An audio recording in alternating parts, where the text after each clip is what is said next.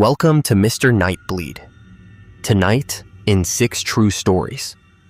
From people who saw their dead relatives in cemeteries, we step into a colder darkness, a place where memory and reality blur, and the dead don't always stay where we leave them.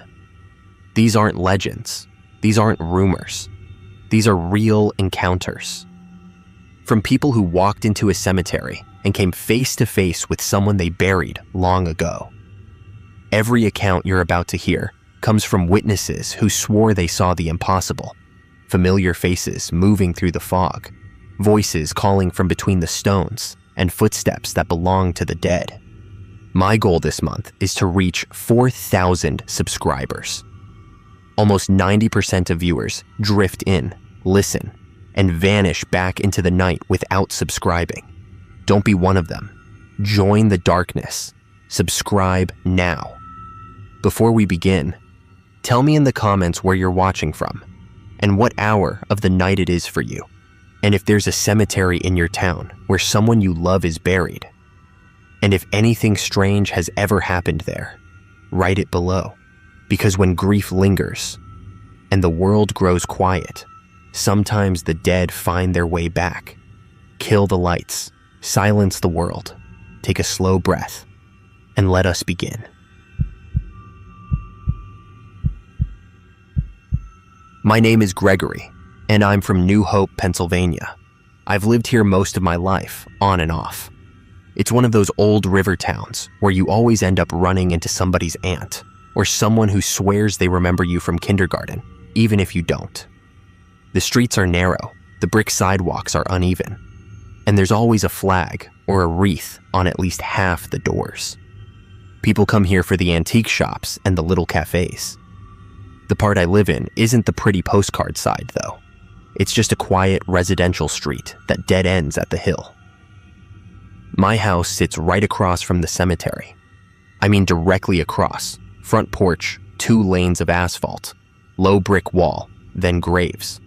When I say cemetery, don't picture some huge place with mausoleums and long drives.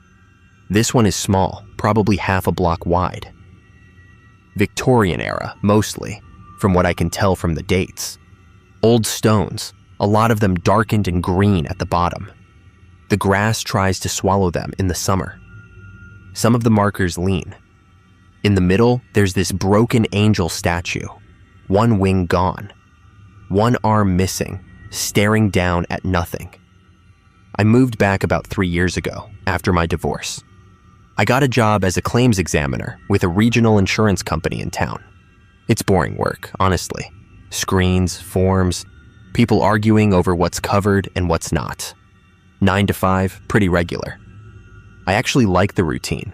I drive home, park on the street, and most days I sit on the porch for a few minutes before going in, just to let my brain switch off. I don't live alone, though. My cousin Leah moved in with me a year after I came back. She'd gotten a job over in Doylestown and needed a place to stay for a while until I figure things out, which has turned into more or less permanent. We grew up seeing each other on holidays and summers, the kind of cousin that's almost like a sibling. She works long hours at a vet clinic, so her schedule is all over the place. Early mornings, odd evenings, sometimes weekends. Leah liked the cemetery right away. Built-in quiet neighbors, she said the first week, holding a mug of coffee and leaning on the porch railing. Can't beat that. I remember telling her that when I was a kid, I used to ride my bike along that brick wall. My mom would call from the doorway and tell me not to bother the dead, which I always thought was funny. It never felt scary, just old. Even now, the place is almost peaceful most of the time. Birds hop along the stones, squirrels dart along the wall, and in the fall, the leaves gather in drifts around the graves. The cemetery has a low brick border, like I said. No tall gate, just a little gap where a short decorative iron arch frames the entrance. There's a gravel path that loops through it. If you walk along it, you notice little things, like how a bunch of stones have the same year of death on them, 1893, 1893, 1893. I always figured there was some illness or something then. and a lot of the dates are so worn you have to squint to see them because of the moss. I'd gotten used to seeing all that every day. I'd drink my coffee in the morning and watch the sun hit the stones at an angle so they looked taller. In the evenings, after work, I'd see dog walkers cutting past, or kids taking a shortcut along the wall, even though you're not supposed to climb it. It was just part of the background of my life. For a while, everything was normal. If you'd asked me then if I believed in anything weird, I'd have told you no without even thinking. The first thing I remember that felt off wasn't dramatic at all. It was just the cemetery gate. One Thursday night, I came home late from work. There'd been an issue with a claim and we stayed past 7. It was early spring, still cold but not freezing. The street lamps had just come on, that weird yellow light over the road. As I pulled up, my headlights hit the cemetery entrance, and the little iron gate, the one under the arch, was swinging back and forth. There wasn't any wind, not even a breeze that I could feel. The branches on the trees were still. But the gate kept moving, slow, like someone had just passed through. I parked, turned off the engine, and sat there a second, watching it. It didn't slam or anything. It just kept tapping softly against the brick on one side. Tap, tap, tap. I told myself it could have been anything. Someone cutting through a minute before I arrived, maybe. Or the metal was loose. Or I just hadn't noticed that the air was moving. By the time I got out of the car and crossed the sidewalk, it had settled. I went inside, dropped my keys in the bowl, and didn't think much of it. A couple of days later, I noticed something else. There's this one grave near the broken angel. The stone is smaller than most of the others, with a curved top. The dates are worn, but the year, 1893 again, shows up if the light hits it right. I'd walked past it 100 times. What I hadn't seen before was the flowers. It was a Sunday afternoon. I'd gone out with Leah to stretch our legs and get some air. We cut through the cemetery like we sometimes did, just to avoid walking around the block. She had her hands shoved in her jacket pockets, and I was crunching on the gravel, listening to it under my shoes. "Hey," she said, nudging me with her arm. "Check that out." There were fresh flowers on that small grave, not store-bought bouquets or anything. Just a few cut stems, placed carefully against the base of the stone. I think they were daffodils, bright yellow. "I don't think I've ever seen anyone come in here," I said. "Maybe someone from town," she said. "Some old family. People get sentimental in spring." That made sense. We walked on. But after that Sunday, I started noticing the flowers more. The daffodils wilted and browned and then disappeared. A week later, there were new ones. When those faded, there were daisies. Then, when summer came, somebody left a little jar with water and clover inside. I never saw anyone come or go, and my office window at home faces that direction. I'd be sitting at the dining table doing work stuff or reading emails, and if anyone had been there more than a minute, I think I would have seen them. Still, it wasn't impossible. People move quietly. I wasn't staring out the window all day. If you'd told me then that was anything more than some devoted descendant, I would have laughed. Leah was the one who started joking about our grave. "You see your favorite today?" she'd say, pouring coffee. "You mean your favorite?" I'd say. "You're the one obsessed with it." She'd shrug and lean on the sink, barefoot, watching through the window. I just like knowing somebody still cares. These old folks outlast all of us. We had a neighbor, Mrs. Ellis, who lived 2 doors down in a narrow blue house with a sagging porch. She was in her 70s, white hair in a bun, always hanging out on her steps with a crossword book. She'd been there as long as I could remember. One evening, Leah and I stopped to say hi on our way back from the grocery store. The air smelled like cut grass and someone grilling down the block. The cemetery was behind us, the stones just visible over the brick wall. "You two settling in all right?" Mrs. Ellis asked. "Yeah," I said. "It's good to be back." Leah jerked her head toward the wall. You know anything about that place? The cemetery? Mrs. Ellis glanced past us, just briefly. Old families, she said. Old money, some of them. Town history. They've been there longer than any of us. Who keeps up the flowers? Leah said. On that small stone by the broken angel. Someone's out there pretty often. Mrs. Ellis's mouth tightened in this small, almost polite way. Must be one of the historical society people, she said. They fuss over things. Her voice didn't match her words, though. It went flatter, and she went back to her crossword quicker than before. We walked away, and Leah whispered, "That was weird, right?" "She's just old," I said. Older people get cagey about everything. That was my default answer for a lot back then. Someone's just old, just tired, just busy. There's always a simple reason if you want one badly enough. Things stayed like that for a while. Little harmless oddities. The gate moving when there wasn't much wind. Flowers appearing when I could swear I hadn't seen anyone all day. Our porch motion light clicking on in the middle of the night, the way it does when a cat crosses the yard. Then the disturbances started to line up. It was a Tuesday in late summer when I first heard my name. Not loud, not clear, just tucked into the sound of the wind in a way that made me stop. I was sitting on the porch after dinner. Leah was at work, late shift at the clinic. The air was heavy and warm, and you could hear insects buzzing in the trees along the cemetery. The porch light over my head flickered once, then steadied. Somewhere across the street, the leaves rustled. It was the kind of soft, steady movement that could have been a breeze. Under it, very faint, I heard, "Greg." Just that. Not Gregory, which is what my mom calls me.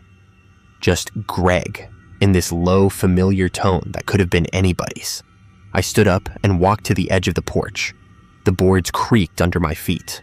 I listened. The insect noise stopped for a moment, like someone had turned down the volume.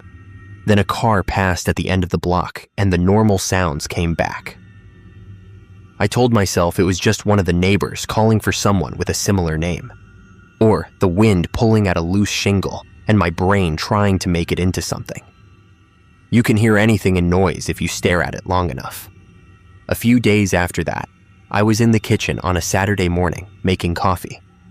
Leah was still in bed. The sun was coming in low and bright, lighting up dust in the air. Through the window, I could see the cemetery, the broken angel, the stones, the patch of grass where that one grave sat. There were fresh flowers again. Wildflowers this time, purple and white. Our back door has a chain lock besides the regular deadbolt. We always use both at night because the latch is old. That morning, after coffee, I went to take the trash out. When I reached for the locks, I realized the deadbolt was turned, but the chain was off. The door was just resting in the frame. I frowned, opened it, and stepped onto the little back stoop. The trash cans are along the fence line.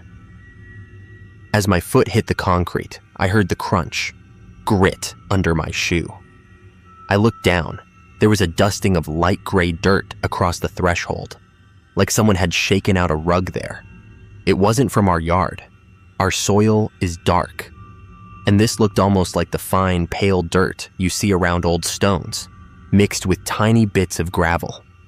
I glanced at the yard. The gate to the alley was closed. No footprints, no sign of anyone. I swept the dirt up and convinced myself it had been there forever, and I just noticed. Leaves, dust from the alley. Whatever. That afternoon, Leah came into the kitchen, rubbing her arms. "Do you feel that?" she said. "Feel what?" "It's colder by the front door," she said, "like just right there. The rest of the room is normal, but if you stand by the door, it's a few degrees down, I swear." I went and stood by the door. I didn't feel anything dramatic, maybe a tiny draft along the bottom. Old houses settle and shift, seals wear out. I told her that, and she rolled her eyes at me. "You'd explain away a ghost if it punched you in the face," she said. What ghost? I said, laughing. The one with a membership to the Historical Society? She snorted, but she didn't smile as much as she usually did. Later that week, I had to go to the municipal building to sort out some paperwork about our property tax assessment. Boring stuff. I ended up talking with a clerk named Alan, who looked like he'd been working there since the 80s. His desk was a mess of folders, coffee rings, and a little electric fan pointed at his face. When he pulled our file, I noticed there were more pages than I expected. Old survey maps, typewritten notes from decades ago. "What's all that?" I asked, pointing. "Old lot line adjustments," he said. "Back when the town shifted some parcels around, your street got sliced up a bit." "Because of the cemetery?" I said. He paused for a second, flipping through. "Partly," he said. "They reconfigured the boundaries. Some of that land used to be part of the church property. The cemetery too." "You mean my house is on what used to be cemetery?" I tried to say it jokingly. He didn't laugh, he just shrugged. "They moved some things. Stones, mostly. It's all in here." He tapped the folder. "The church handled the rest." "What do you mean by stones, mostly?" I asked. Alan pressed his lips together like he'd said too much. "I'm not the guy to ask," he said. "If you've got questions, talk to the Historical Society. They love this stuff." On the way home, his phrasing stuck in my head. Stones, mostly. Not graves, not people, just stones. That night, Leah came home late. The street was quiet. You could hear a train horn far away and one dog barking somewhere uphill. I was on the couch, watching TV, when I heard the front door open and slam shut harder than usual. "Greg?" she called. Her voice sounded tight. "In here," I said, grabbing the remote. "Everything okay?" She came into the living room, cheeks flushed, eyes wider than normal. "Did you just come up the porch steps?" "No," I said. "I've been right here." "I heard someone come up," she said. "Clear as anything. 2 sets of footsteps, one heavier, one lighter. Then the door handle rattled, like someone changed their mind and let go." "Probably the wood shifting," I said. "This place creaks at weird times. Or it could have been somebody walking past on the sidewalk." She shook her head. "No, it was right outside. And when I opened the door, it was just nothing. But the porch light was already on." "Well, it's motion activated," I said. "Yeah," she said. "I know." She went to bed early that night. I stayed up later than I meant to, scrolling on my phone, listening to the house. The radiator knocked a few times, even though it wasn't cold enough to be on. The fridge hummed. At some point, the insects outside went quiet for a stretch, and I caught myself holding my breath without knowing why. A few days after that, I woke up around 3 in the morning. Not from a nightmare, just awake. It was too quiet. No cars, no dogs, not even the little ticking noise of the pipes. The kind of quiet that feels heavy. I lay there for a minute, staring at the faint rectangle of lights around the edges of my curtains. The street lamp always leaks a little in. Then I heard it from the hallway outside my bedroom. My name. Gregory. It was barely above a whisper, like someone calling from the next room, not wanting to wake anyone else. It sounded familiar, not like Leah at all. Deeper, slower. More like my father's voice when he was tired. I sat up, heart going faster. "Yeah?" I said before I could stop myself. No answer. I got out of bed and opened my door. The hallway was empty, just the faint orange glow from the street sneaking past the frosted glass at the front. Leah's door was mostly closed, a thin line of darkness where it didn't quite meet the frame.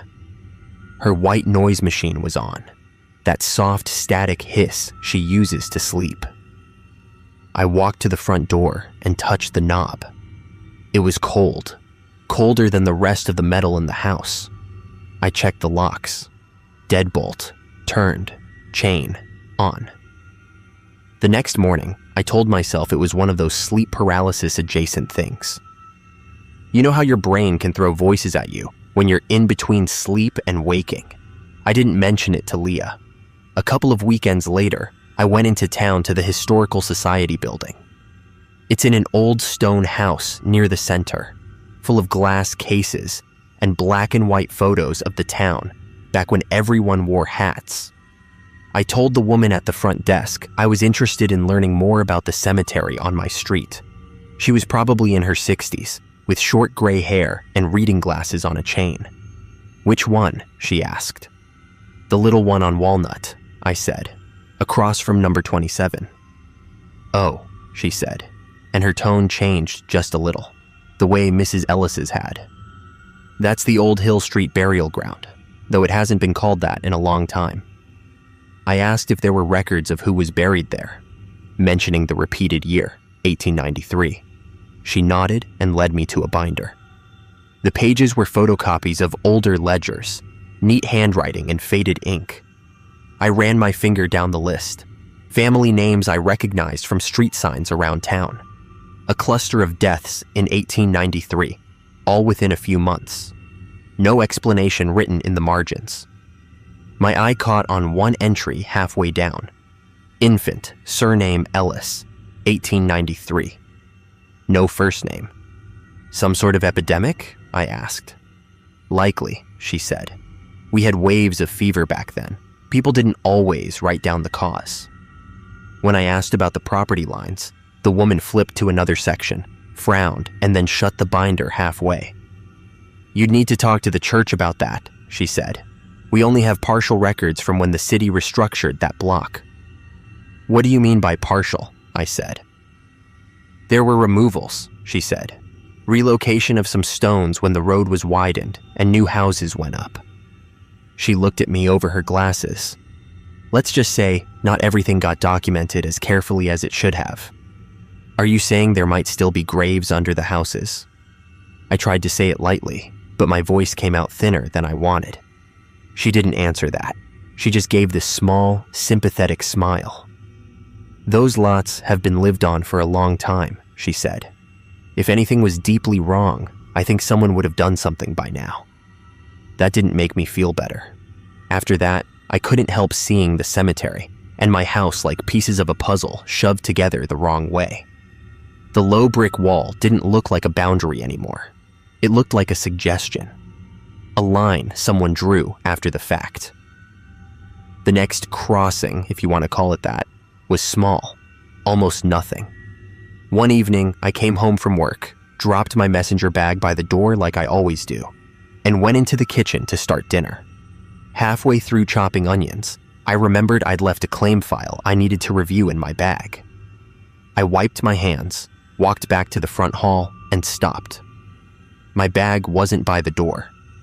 It was on the little table under the front window, propped neatly, with the zipper half open. That table faces the cemetery. "Leah?" I called. She came out of her room, earbuds in. "Yeah? Did you move my bag?" "No," she said. "I just got home like 10 minutes ago. I haven't touched anything." We looked at each other, then at the bag.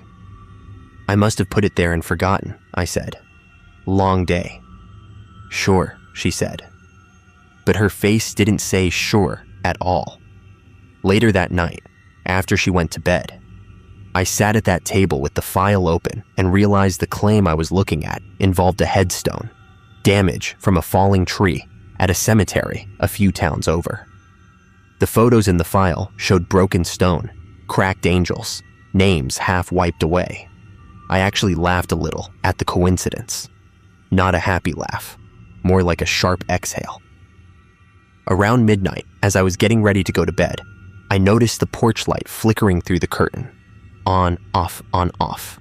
That usually means something stuck in the sensor, like a moth.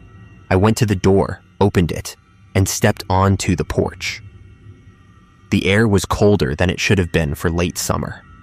The insects were quiet again. Across the street, the cemetery lay in that flat orange light from the street lamp. The broken angel looked sharper. The small grave in front of it was just a dark shape. As I stood there, I heard footsteps on gravel, slow, deliberate, coming along the path that runs parallel to the road. They got closer, then stopped. "Hello?" I called, feeling stupid as soon as I said it. Nothing. I waited, watching for movement. There was none. But the smell of damp earth rolled over the brick wall, like someone had just dug a deep hole on the other side. The next morning, there were muddy footprints on our hallway floor. Not big, not dramatic. A faint trail of darker patches, like someone with slightly wet shoes had come in, walked 3 or 4 steps, then stopped. The prints started just inside the front door and ended halfway down the hall, near the spot where Leah had said it felt colder. I checked the door. Locked. Chain on. No sign of forced entry. Leah came out of the bathroom, towel around her hair, and saw them. "Okay," she said slowly. "You can't tell me that's just pipes now." "Maybe you came in last night and didn't notice," I said. "Or I did. Or Mrs. Ellis's cat got adventurous." She stared at me.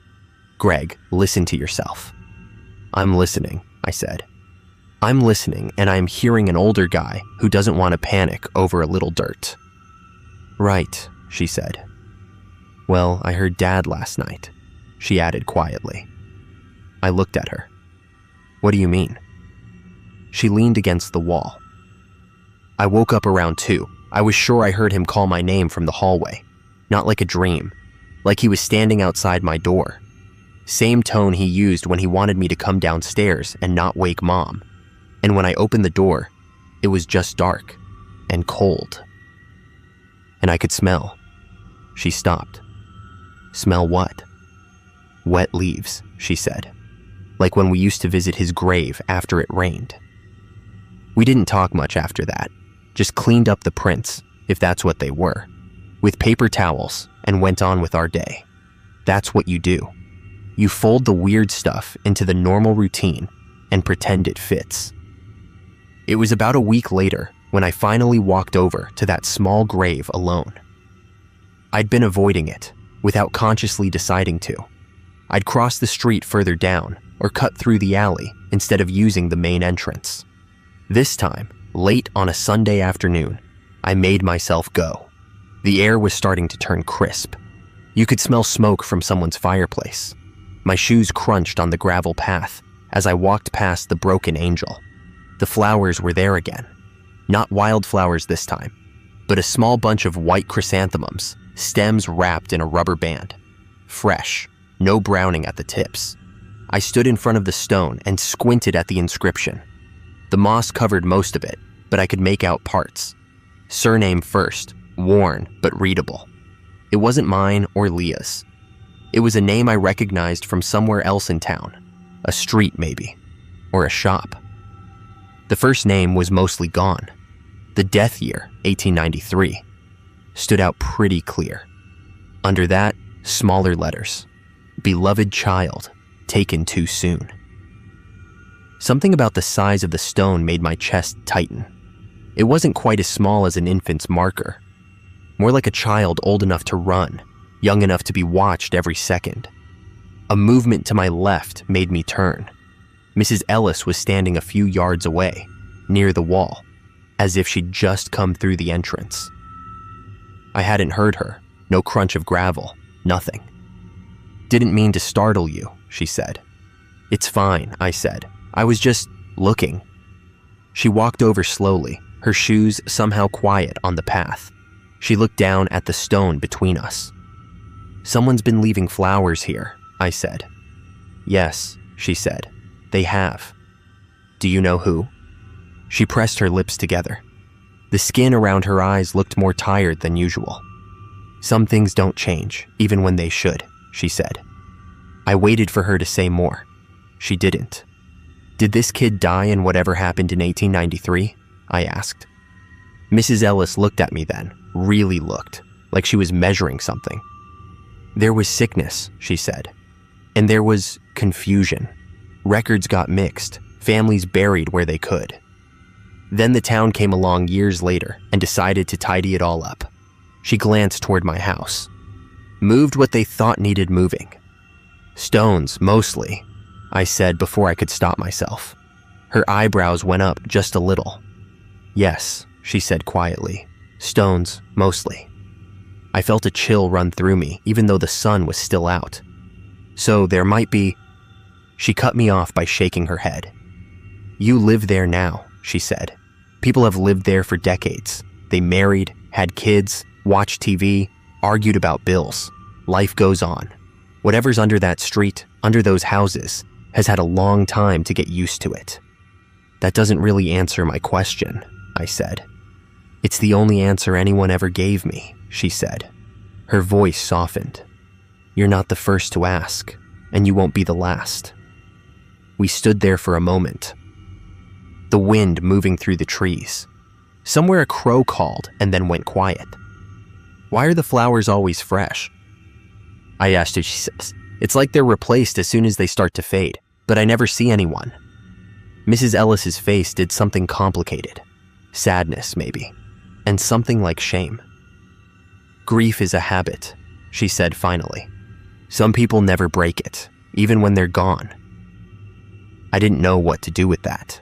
It sounded like a line from a story, not something a quiet neighbor would say on a Sunday. But she just nodded once, turned and walked away. Her steps on the gravel were louder this time. That night, back at the house, I pulled out the property file I'd copied from the municipal office. There was an old map, faint lines, and numbers. Our house lot, the cemetery lot, the street between. In the margin, in a different handwriting than the rest, someone had written, "Burials relocated. See church record. Some stones removed. Exact locations uncertain." I traced the sketch with my finger, following a faint circle that seemed to overlap both the cemetery and part of what would now be our front yard and the hallway inside. Leah came in and watched over my shoulder. So, she said. So maybe we're sitting on someone's old boundary line, I said. Maybe the graveyard never really stopped where the wall is. She didn't say anything for a minute. Then she pointed at the lounge where the hallway begins. That's where it's cold, she said, right on that line. I slept badly that night. Every normal house sound turned into something I had to explain. The creak near my closet was the wood contracting.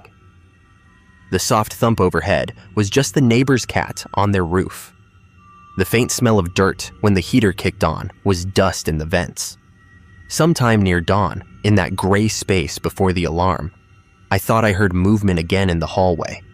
Not footsteps exactly, more like the soft scuff of bare feet on old wood. Just once, then silence.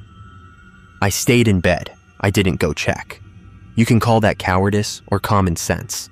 Since then, nothing big has happened. No flying objects. No apparitions at the foot of the bed. Just little things. The porch light turns on when the street is empty. The back door chain, once in a while, is off when I'm sure I locked it. Once every couple of weeks, I find that grayish grit on the hall floor, like dirt from a place that isn't ours. Once, Leah came home with a small bunch of flowers in her hand. For the kid, she said, meaning the grave. I don't know why. It just felt right.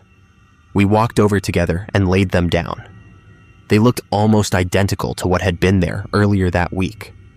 As we turned to leave, I felt this odd sense that we were putting something back where it belonged. Even though we were the ones bringing something new, I've thought about moving. I check listings sometimes, late at night, scrolling through apartments with bland carpets and no view of anything older than 1970. But then, the rent numbers hit me. Or I think about packing everything up, and I close the browser. Besides, the strange thing is, I don't feel threatened. Not exactly. Watched sometimes. Not always from the cemetery side either. Sometimes it's more like the house itself is waiting for something. I still sit on the porch after work most evenings. I still look across at the stones. The broken angel, the small grave with the fresh flowers, the low brick wall that someone, once, decided was enough of a border between the living and whatever came before. And on certain nights, when the insects go suddenly quiet and the wind shifts and the air by the front door turns a degree or two colder. I find myself thinking the same thing over and over, like a line I can't quite get out of my head. The fence was never meant to keep anyone out. My name is Melissa, and I'm from Astoria, Oregon. I've lived here most of my life, except for a couple of years I spent in Portland trying to convince myself I liked city noise. I didn't. I moved back 3 years ago after my mom passed and ended up renting this little blue house on a quiet street above the river. It's nothing special. 2 bedrooms, low ceilings, old radiators that knock when they feel like it. But it's solid. The thing everybody remembers when I tell them where I live is what's across the road. Right in front of my house, on the other side of the narrow street, there's a small cemetery. It's early 1900s, mostly. The kind with weathered stones and names that sound like they belong in history books. It's not big, maybe half a block, shaped like a crooked rectangle, ringed with an iron fence that's a little rusted at the bottom, but still standing straight. There's a gravel path that goes up the middle and splits near a stone bench that faces a grave set a little apart from the others. I always thought that was a little dramatic, but in a quiet way. I don't think of it as creepy. At least I didn't. When I first moved in, it felt almost reassuring. The grass is trimmed, the stones are old, but not falling over, and someone from the city comes by a couple times a month to keep it from getting too wild. The wind comes off the river and moves through the trees, and sometimes you hear crows in the afternoon, chipmunks chattering in the brush, and then going quiet when a car passes. At night, you mostly just hear the distant horn of a ship or a train, and the occasional dog barking down the block. I live with my younger sister, Kayla. She moved in about a year after I did, when her roommate situation in Portland went bad. She likes to joke that she downgraded from drunk neighbors to dead ones. She works early mornings at a coffee shop downtown and sleeps like a rock. I work from home as a medical billing clerk for a clinic 2 towns over. I sit at a little desk near the front window that looks straight out at the cemetery. Most days, it's just a backdrop: stones, trees, the same iron gate, cars occasionally rolling past. Our routine is pretty boring. I get up around 6:30, make coffee, and listen to the radiators complain themselves awake. The screen door to the porch always creaks when I open it, and the porch light likes to flicker once before it decides to stay on or give up completely. I step out, look across at the stones, breathe the cold air, and then go back in and start on claims and codes. Kayla stumbles out later, half-dressed, grabs her coffee and says something like, "Mornin', grave girl," and then she's gone. There's a corner market 2 blocks down, family-owned. The owner, Mr. Hahn, has been there for 20 years. He always asks if the neighbors across the way are quiet. Stuff like that. People in town know about the cemetery, but they mostly just shrug it off. It's old, and it's there. The same way the river is there. My mom is buried in that cemetery. That's the main reason I took the house. I don't tell people that part first. Her grave isn't in the center or anything special. It's near the back half, where the ground dips a little, and some of the older stones lean. Her stone is one of the newer ones, white and simple, sitting among names from the early 1900s. If you walk the rows, you notice something strange, but not that strange. A lot of the death years are the same. 1918 shows up over and over. Flu, I guess. There's one family plot where 4 stones all have the same year. At first, I went out there every evening after work. I'd cross the street, the gravel crunching under my shoes, push the iron gate that squeals a little, and walk straight back to her stone. There's a bench not far from there that faces another grave, some old sailor or something, but I never used it. I'd just stand with my hands in my pockets, listening to the wind move through the trees and the low buzz of insects that always seemed louder near dusk. It was peaceful. That's the word I used. Peaceful. I liked being able to see her grave from the front window. It made me feel like I hadn't left her somewhere far away. When the light came in at a certain angle, around 7 in the summer, It lit up that back section just enough so you could pick out her stone without binoculars. For a long time, it was just life. The house, my job, my sister, the cemetery, nothing weird. The first thing that threw me off was stupid, honestly. It was a Tuesday in late September, one of those days where the air feels cooler than it looks. The sky was clear, but the wind had a bite, and you could smell wet leaves starting to rot in the gutters. I got up for coffee, glanced out the window, and saw that the cemetery gate was standing open. That wasn't unheard of. Kids sometimes cut through instead of walking around the block. But the city guys always closed it when they left, and I'd watched them the day before, mowing and trimming. They'd shut it when they drove off. I remembered that clearly because I was on a boring call and staring out the window. "Did you go over there last night?" I asked Kayla, while she stirred sugar into her cup. She shook her head. "Nope. Why? Zombies finally clocking in?" "The gate's open," I said. She shrugged. "Wind, dog, ghost, pick one." I rolled my eyes, but when she left, I kept looking at it. The trees were moving, yeah, but the gate always needed a push. It didn't just drift open. I tried to let it go. People walked through. Someone just forgot to close it. Not a big deal. Later that week, I noticed flowers on my mom's grave. That wasn't strange by itself. I'd brought flowers plenty of times, but these weren't mine. I hadn't gone over in about 4 days. I'd been buried in end-of-month billing and feeling guilty about it. The flowers were pale pink carnations, fresh, not drooping yet. There was no card. I figured maybe an old coworker of hers stopped by. Except, my mom wasn't from Astoria originally. Most of the people who knew her were hours away. I told myself I was being self-centered. Cemeteries are public. Anyone can leave flowers. Maybe someone had extras and just wanted to be kind. I didn't mention it to Kayla. She already thought I was too attached to that place. A couple evenings later, I was doing dishes while she watched something in the living room. It was around 9, and the street outside was quiet. You get used to certain sounds, distant traffic, a dog barking, a TV from somewhere. I was rinsing a plate when I heard the crunch of gravel from across the street. I didn't think much of it at first. Probably someone cutting through, like I said. But the footsteps didn't sound like someone walking all the way across. It was more like a few steps, pause, a few more, then nothing. The sink is right under a small window that looks sideways, not out at the cemetery. You have to go to the living room to get the full view. I wiped my hands and walked over. Kayla glanced up from the couch. "You okay?" she asked. "Yeah, just thought I heard something," I said. I parted the curtains and looked out. The porch light across the street by the maintenance shed was on, throwing a yellow pool on the gravel path inside the gate. The gate itself was closed. I didn't see anyone. Just the stones, the iron fence, trees moving in the wind. It was colder that night. You could see your own breath if you stepped outside. The insects were quieter. Every now and then, a car would pass at the bottom of the hill. But up here, it felt like the town had gone to sleep. I told myself I'd probably just heard our own walkway. The memory of the sound changed in my head as I stood there. Like it shifted from one side of the street to the other. Brains do that.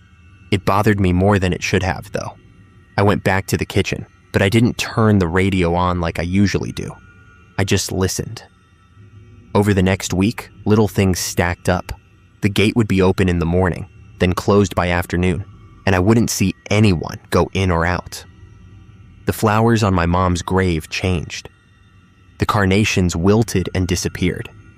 Then a single white rose appeared, stuck into the ground at the base of the stone. A few days after that, there were daisies. I never saw anyone placing them, and I look out that window a lot. That's my main view during the day. Gravel path, bench, that one grave the bench faces, and my mom's stone off a little to the left of all that.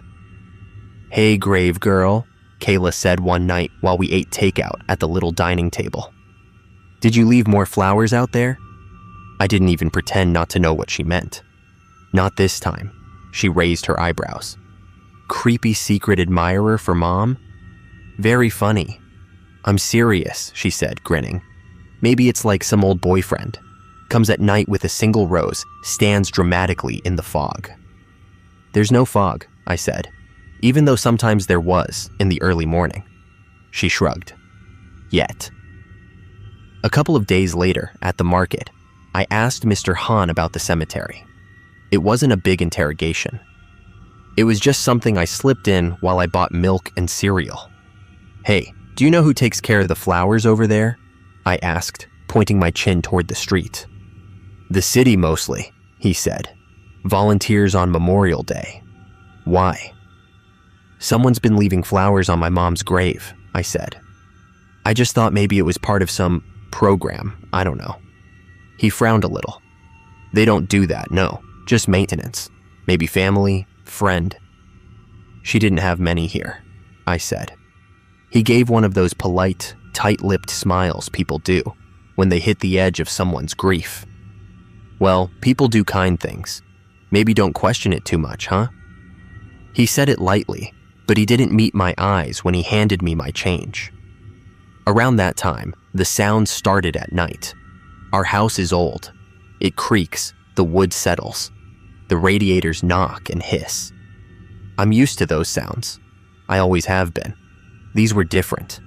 I'd be in bed, almost asleep, and I'd hear the screen door give its little squeak, like someone had opened it slowly and let it swing shut. Then, a few seconds later, the soft thump of the front door. The first time I heard it, I thought Kayla had come home late and forgotten to text. I glanced at my phone. It was almost midnight. I got up, patted down the hall, and saw a sliver of light under her door. I tapped. Kay, I whispered. She opened the door right away, sleepy and annoyed, in an oversized t-shirt. What? You just came in? I asked. I've been in bed for like an hour, she said. What's wrong with you? I listened. The house was quiet. No footsteps, no voices. Just the fridge humming and the wind outside brushing against the siding. Nothing, I said. Never mind, go back to sleep. After that, I started checking the front door before bed. I'd lock it, test it, make sure the deadbolt was turned all the way. I'd lock the screen too, even though that always felt paranoid. Some nights I'd hear the screen door anyway, that same creak and slap. Some nights I wouldn't. I never found it open in the morning. The air in the house felt different sometimes. That's a weird thing to say, but it did. I'd be sitting on the couch with a blanket and suddenly get a chill, like someone had opened a window behind me. The hairs on my arms would stand up. When I checked, all the windows were shut. The thermostat still read the same. It wasn't dramatic, just enough to make me rub my hands together and feel stupid. One Saturday afternoon, I was cleaning. The kind of cleaning you do when your brain is restless. Vacuuming under furniture, wiping baseboards, all that. Kayla was at work. The house was quiet except for the vacuum and the occasional car passing outside. The sun came through the front windows, lighting up dust in the air. I pushed the vacuum toward the front door and saw something on the floor just inside. There were faint marks on the hardwood, little smudges, darker than the rest, leading from the door toward the hallway. You could miss them easily if you weren't looking. At first, I thought it was just shadows. When I got closer, I realized it was dried mud. Thin, partial footprints, like someone had stepped inside with damp shoes, then wiped most of it away. That might not sound like much, but we're pretty careful about shoes. It rains here a lot, and we're not trying to ruin the floors. There's a rug and a little shoe rack right inside the door. If Kayla came in muddy, there'd be clumps, not these faint streaks. And I had been home all morning. I would have heard the door. I stood there with the vacuum humming in my hand, looking at those marks, and I had this stupid thought. Cemetery dirt. It popped into my head before I could stop it. The color was right, kind of dark and fine. I crouched down and touched it. It was dry, gritty between my fingers. I cleaned it up. I didn't say anything to Kayla. It felt ridiculous, like I was trying to spook myself on purpose. That night, though, I dreamed about my mom for the first time in months. She was standing across the street, inside the cemetery gate, wearing the blue jacket she always wore to my school events. She had her hands in her pockets and was looking straight at the house, not at me. I tried to call to her, but my voice wouldn't come out. Classic dream stuff. When I woke up, my heart was pounding. And for a second, I didn't know if I'd actually heard myself call her name. I tried to shake it off as grief. That was the easiest explanation. Grief is messy, and it leaks into everything. A few days later, I was working at my desk when I saw someone in the cemetery. That wasn't unusual. People visit sometimes. But this person was near the back, by my mom's section. I glanced up once, saw a figure between the stones, and went back to my screen. After a minute or two, I realized something about the posture felt familiar. Whoever it was had their hands in their pockets, shoulders a little hunched, like they were cold but trying not to show it. That was exactly how my mom stood when she waited in line, or watched something, or talked to neighbors on our old street. I told myself I was being emotional, but I kept looking up, my eyes flicking from the laptop to the window and back. The figure moved slowly along the row, pausing at certain stones. I couldn't see the face clearly from that distance, just dark hair pulled back and that stance. I don't know why I got up, I just did. I walked to the door, put on my shoes, and went out onto the porch. The screen door creaked loud in the quiet. The air was cool, and I could smell the river, a mix of salt and something metallic. Across the street, the figure hadn't moved much. They were standing near my mom's grave now. I crossed the road. The gravel under my shoes sounded too loud. I pushed the gate open. It groaned a little, and that finally made the person turn. It wasn't my mom, obviously. It was a woman, maybe in her 50s, in a dark jacket, holding a small bunch of wildflowers. She looked surprised to see me. "Oh," she said. "Sorry, am I in your way?" "No, not at all," I said, feeling stupid. I live across the street. My mom's buried here. I thought maybe..." I trailed off because there was no good way to finish that sentence. The woman nodded slowly. "I know," she said. "This is her stone, right?" She gestured down at my mom's grave. The wildflowers were in her hand, not in the ground, but there were already small blooms at the base of the stone. "You knew her?" I asked. She hesitated. I saw it, that tiny pause people have when they decide how much to say. "Not really," she said. "I knew of her. She was kind to my sister when they worked at the nursing home together, years back. I don't know.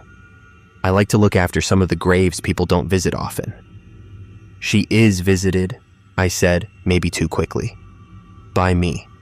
I live right there." The woman glanced at the house, then back at me. Her face softened. "Of course," she said. "I didn't mean anything by it." She bent down and set the flowers beside the others. "I'll stay away from this one then." "You don't have to," I said.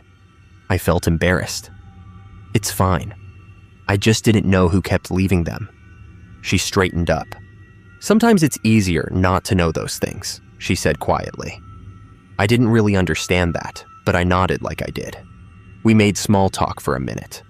Her name was Carol. Her sister had died a long time ago.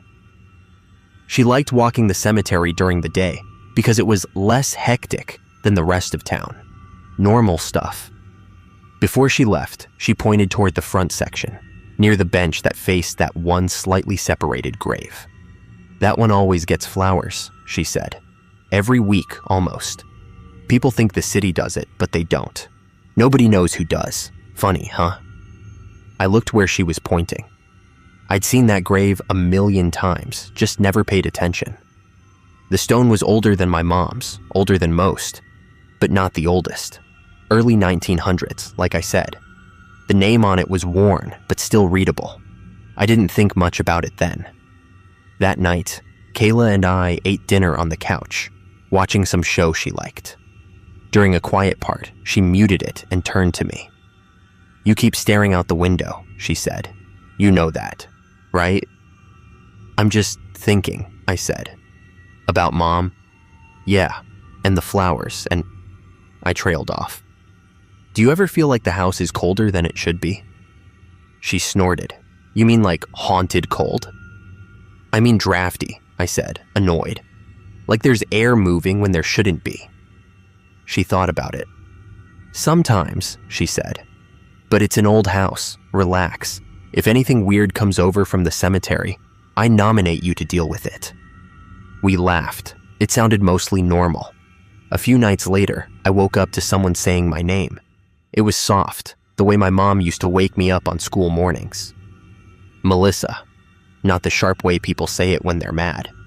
Just my name, gentle, right next to my ear. I opened my eyes. The room was dark. The only light was a glow from the street lamp outside, slipping through the blinds. My heart was pounding, but the house was quiet.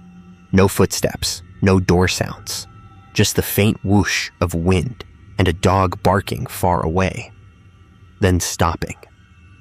I told myself I must have dreamed it. People hear their names in dreams all the time. Still, I got up, opened my door, and listened. The wood under my feet was cold.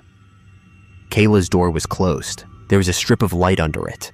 It looked like she'd fallen asleep with the lamp on again. I was about to go back to bed when I noticed something by the front door. The hall light was off, but we get enough spill from the living room that you can make things out. There was a shape on the floor, right up against the door. A darker patch. I flipped the switch. The overhead light flickered once and came on. There was a little pile of dried leaves and dirt, like someone had shaken out their shoes just inside. Mixed in with it was something white and crumpled. I walked over and picked it up. It was a flower, or what was left of one. A white daisy, crushed and browned at the edges, like it had been pressed under a shoe and then scraped along the floor. I checked the locks. The deadbolt was still turned. The chain was in place. The screen door latch was hooked.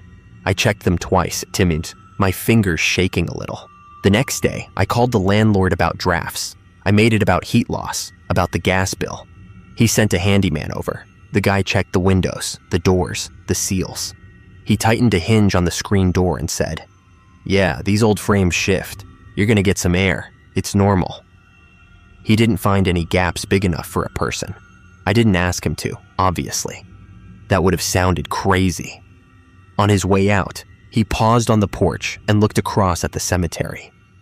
"You know about this place?" he asked. "I know it's old," I said. "Why?" He shrugged. "Nothing. We just used to dare each other to run through there at night when I was a kid, back before they put the new houses in. There weren't as many graves then." "What do you mean?" I asked. He scratched his cheek. "I mean, they added stones later. Family plots, I guess. Folks get moved. Records get weird. Small town stuff." "Moved from where?" I asked. He shrugged again. "Dunno. My grandma said some of the names didn't match the bodies. I think she was just trying to scare us. Don't worry about it."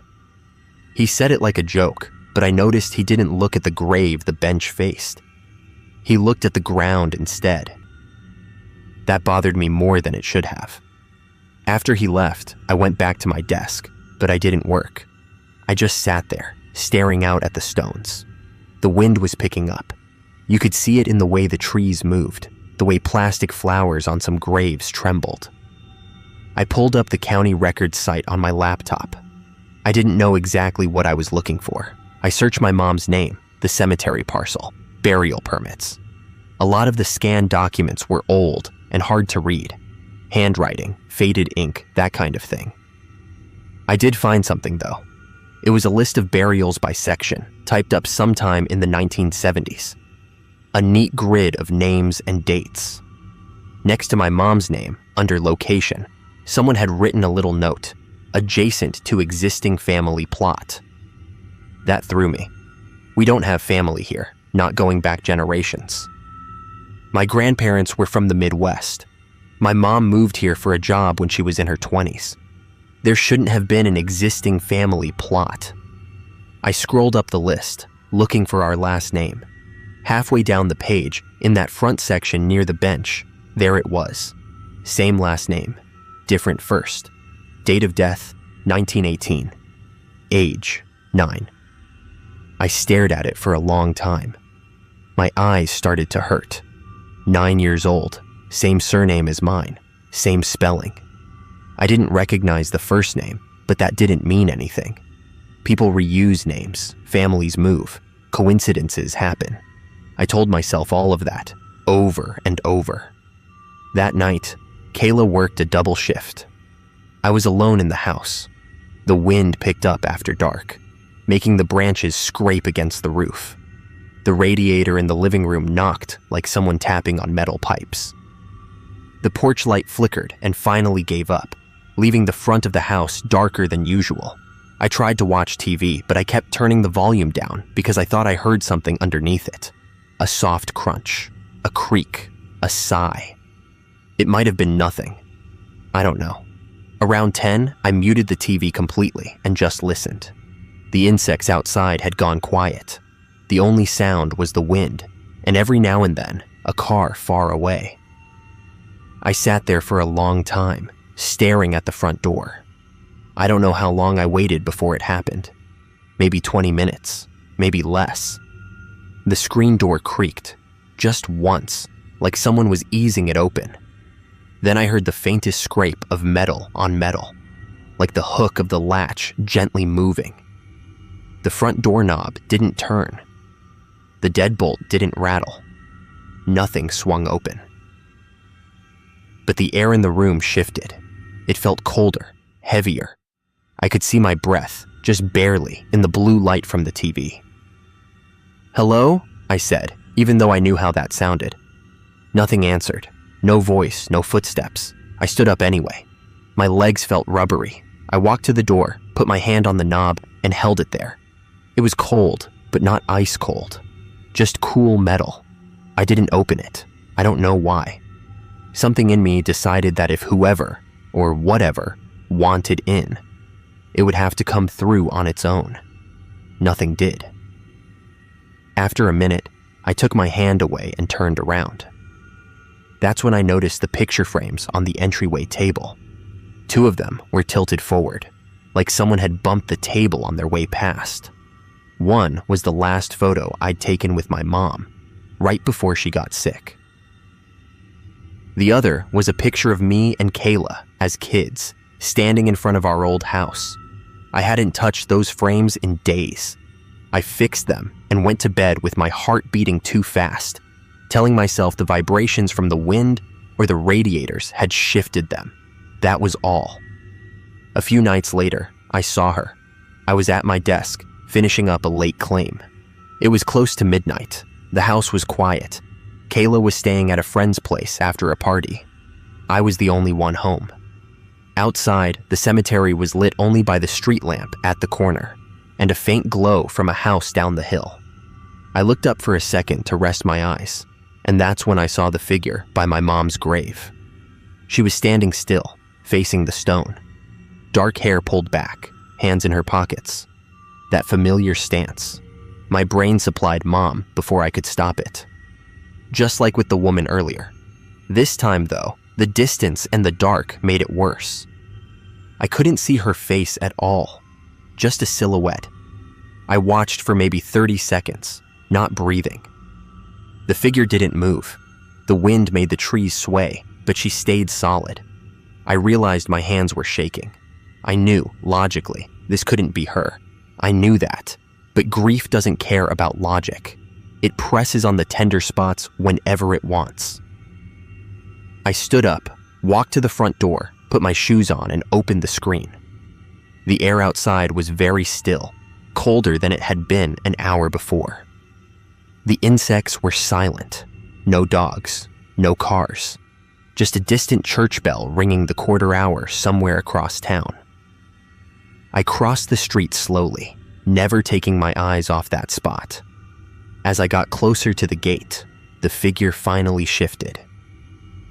She turned slightly, like she'd heard me. I felt my throat close. I pushed the gate open. It squealed. I stepped in. The gravel crunched under my shoes. I walked straight down the path, past the bench, toward the back. With every step, the shape in the dark resolved a little more. My heart was pounding so loud I could hear it in my ears. When I reached the row where my mom's grave sits, I stopped. The space in front of her stone was empty. There was no one there. No movement, no footsteps. Just the stone, groaned. The grass, and a small bunch of fresh flowers at the base. Wildflowers, the kind Carol had brought that first time. I looked around. There was nowhere to hide nearby. The nearest big tree was several yards away. The ground was soft, but not muddy. There were no footprints except mine. I stood there for a long time, feeling stupid, feeling scared, feeling both at once. Eventually, I knelt down and touched the flowers. The stems were damp and cool. They couldn't have been there long. On my way back toward the gate, I passed the front section. I don't know why I stopped at that one grave, the one the bench faces. Maybe because of what Carol said, or the note in the records.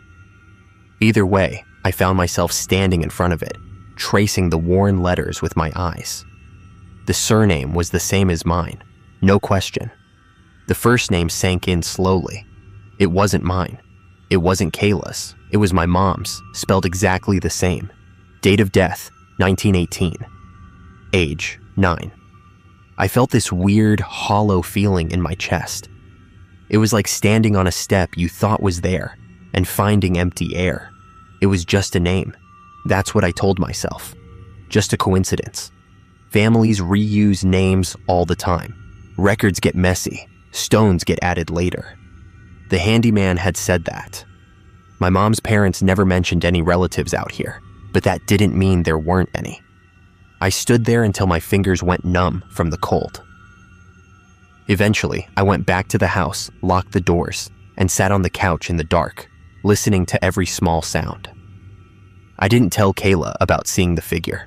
I didn't tell her about the old grave with Mom's name. I started sleeping with my door half open though, which she noticed.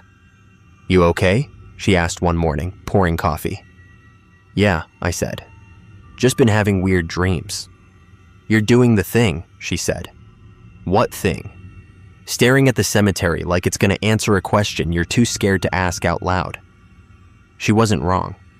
I went back to the county site a few days later. I tried to find more about that old grave. The page for it was a mess, scanned notes, half-erased penciled comments. In one corner, in small handwriting, I saw a line someone had written decades ago. "Burial uncertain, stone placed after records lost." I leaned back and stared at that sentence. Burial uncertain. I don't know what that means, not really. Maybe the body's there, maybe it's not. Maybe the stone belongs to someone in a family who couldn't afford a plot at the time. Maybe they just needed a place to put a name. I still work at the same desk, looking out the same window. I still hear the screen door creak some nights when there's no wind. Sometimes I wake up with the sense that someone just walked past my bedroom door. Sometimes I find a bit of dirt by the entryway, or a petal from a flower I didn't buy. I visit my mom's grave less now. Not because I don't want to, but because I don't know which name I'm talking to anymore. The one I knew, or the one on that worn stone out front. I haven't seen the figure again, not clearly. Sometimes, late at night, I catch a shape by the bench or near the back, and when I blink, it's gone. I tell myself it's just shadows and headlights. Most days, I believe that. I've never asked the clerk at the market or the handyman or Carol about the old grave with my mom's name. I don't really want to hear their theories. I don't want to know whether anyone else has seen someone standing at our door. So I just watch. I keep going with my routine. Claims, coffee, creaking doors, knocking radiators. And every few days, when I look across the street, I see something small and bright that I didn't put there. The flowers on that grave are always fresh. My name is Melissa, and I'm from Stillwater, Minnesota. I always feel like I have to start there because people hear what I'm about to say, and they picture some creaky old farmhouse in the middle of nowhere, or one of those storybook New England towns with fog and lighthouses. Stillwater's not like that. It's just a small river town with tourists on the weekends, kids on bikes, and too many coffee shops for how many people actually live there. I rent a little 2-bedroom house on a quiet street a few blocks back from the river. White siding, peeling in spots, front steps that tilt a bit to the left, maple tree out front that dumps a ridiculous amount of leaves every fall. The kind of place you barely notice when you drive past. Across the narrow street from my house, there's a cemetery. If you're picturing rows and rows of stones stretching forever, that's not it. This one's compact, pocket-sized almost. A little rectangle of ground, maybe half a block wide, boxed in by a low brick wall that comes up to my thigh. You could hop over it without even thinking. There's a gap where a gate probably used to be, just 2 brick columns and a worn path of old gravel. The stones start neat and lined up near the front, then get crooked and tangled the further back you look, like someone got tired of trying to keep order and just started sticking them wherever there was space.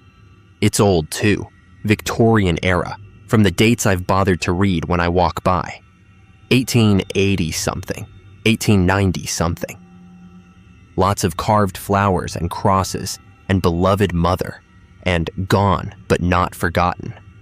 Some of the names are worn down so smooth you can only see the grooves if the light hits just right. Ivy has chewed up the cornerstones in the back, and the grass beyond the first few rows gets high and patchy, with clover and little scrubby bushes trying to take over. Near the front, there's clear effort, short grass. Someone's been there with a trimmer. Past the middle, the ground dips and swells in soft little hollows, and it feels like you're walking on something that wants you to step carefully. There's one grave that sits apart from the rest. It's not obvious from the street. You notice it once you've been looking at the place for a while.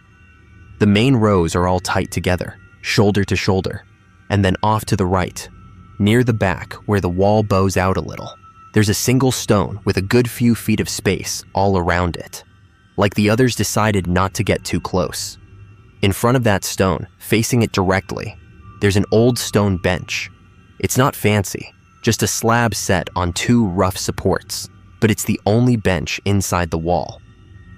From my living room window, if I angle my chair right, I can see that bench almost perfectly. I live there with my cousin Erin. She moved up from Iowa a year ago when she got a job at one of the breweries in town. And rent being what it is, we decided to split a place. She tells people we live across from a graveyard, like it's the punchline to a joke, then waits for them to react. Best neighbors you'll ever have, she always says. Quiet, never complain about the noise. She thinks she's hilarious. I work from home as a medical billing clerk for a clinic in St. Paul. That sounds fancier than it is. Mostly it's me in leggings at the dining table, staring at codes and insurance claims on a laptop, sending emails, and being on hold with people who sound as tired as I am. My days are pretty predictable. I get up around 6, make coffee, sit on the front steps if the weather's not awful, and scroll through my phone while the neighborhood slowly wakes up. There's a dog walker who comes by around the same time every morning. Little group of dogs trailing behind her, leashes tangling, leaving little dark spots on the grass near the brick wall. Now and then, an older couple walks through the cemetery itself, taking a shortcut to the next street. They never look at the stones. They just follow the gravel path straight through, heads down. At first, the cemetery was just part of the backdrop. When I moved in, the landlord apologized for it. Some people don't like being across from that, he said, like he was trying to guess if I was superstitious. I just shrugged. I've been around hospitals enough to know the living are more complicated than the dead. Besides, in summer, the trees around the wall are full and green, and there's this soft, steady rustling when the wind moves through them. In the evenings, I'd sit on the front porch, and listen to leaves scraping lightly against each other, and the stones would catch the last light in this dull, sleepy way. Peaceful. The house itself is normal. Wood floors that creak in the hallway. Baseboard heaters that click when they come on. A screen door that always seems to slam harder than you expect. The fridge hums too loud. The plumbing makes a hollow rushing sound when someone takes a shower. Sometimes a train goes by on the other side of town, and you hear this faint horn, almost like someone blowing into a bottle. And we have one of those motion sensor porch lights that came with the place. Cheap, yellowish, likes to flicker a little when it first snaps on. Most nights, Aaron gets home from the brewery around 10 or 11, smelling like hops and yeast. And we'll sit on the couch for a while, talk about our days, maybe watch something stupid. If we're too tired, we just do our own thing. I go to bed early. She stays up late scrolling. We're not kids. There's no party vibe. It's a quiet life. The first weird thing was so small, I wouldn't have remembered it if everything else hadn't happened. It was mid-September, still warm during the day, but cool in the mornings. I stepped outside with my coffee, barefoot, and saw the gap where the cemetery gate should be standing wide open. Now, I know there's no actual gate there, just the 2 brick posts and that worn strip of gravel. But I swear, for half a second, my brain filled it in. Black iron bars swung inward, open like somebody had just walked through. I even caught myself stepping around the empty space like I didn't want the imaginary gate to close on me. Then I realized I was being stupid and laughed at myself. I blamed it on not having had enough coffee. A couple days later, I noticed flowers on the grave that sits by itself. I'd never seen anything on that stone before. People leave things on the ones in the front rows. Plastic crosses, faded wreaths, a little stuffed bear that's been there so long, one ear is sun-bleached white. But that lone stone in the back had always been bare. This time, there was a small glass jar, the kind you'd use for jam, and someone had stuck 3 fresh daisies in it. I remember thinking it was sweet. Somebody out there still remembered whoever that was. The jar caught the morning light and threw this tiny, almost invisible glint across the brick. A breeze moved and the daisies nodded a little, the petals brushing the stone. It barely registered as unusual. Cemeteries are for flowers, after all. That evening, Erin came home while I was still at the table with my laptop. She dropped her bag and went straight to the front window. "Your boyfriend brought you flowers," she said. I looked up. "What?" She jerked her chin toward the grave. "Over there. Every girl wants a man who's consistent from beyond the grave, right?" I rolled my eyes. "You're ridiculous. I'm just saying, if a guy can keep putting flowers on your grave that far out in the back, that's commitment." She laughed, then wandered to the kitchen. "You think that one's like the troublemaker of the graveyard? Put him away from the others so they can rest in peace." It was just a joke. I laughed too. That's how it all was at first. Little comments, nothing that stuck. The motion light started going off more often around then. It's trained mostly on our front steps and the patch of sidewalk in front of the house, but it spills a bit onto the road and the brick wall opposite. At first, I figured it was raccoons or stray cats. I'd be in bed and see the faint glow through my curtains, then hear the quick patter of small feet on concrete. But some nights, the light clicked on and stayed on, and I didn't hear anything, just that buzzing hum it makes when it's fully lit. One night, around 2, I woke up for no obvious reason. I lay there listening and realized the house was too quiet. No fridge hum, no heater, no occasional car going by. Even the usual distant train wasn't there. It felt like someone had turned the sound down on the whole town. Then I saw a little strip of light at the bottom of my door. The motion light had come on outside. I got up, not really scared, just annoyed. I figured it was a possum or something, and I didn't want it knocking over the trash again. The floor was cold, even though the day had been warm. I walked down the hallway, the boards creaking under my feet louder than they should have in all that silence. The screen door rattled a little in a breeze I couldn't hear. When I looked through the window, the porch light was shining straight out on the street, painting the low brick wall in that pale yellow. The cemetery beyond was just darkness and shapes. I couldn't see any animals, no cars. The maple tree's leaves weren't moving. What I did hear, faintly, was gravel crunching. Slow, even steps, like somebody walking on the path between the stones. It's funny how your brain tries to make things normal. My first thought wasn't ghost or anything like that. It was that maybe one of the neighbors had cut through the cemetery late and was heading home.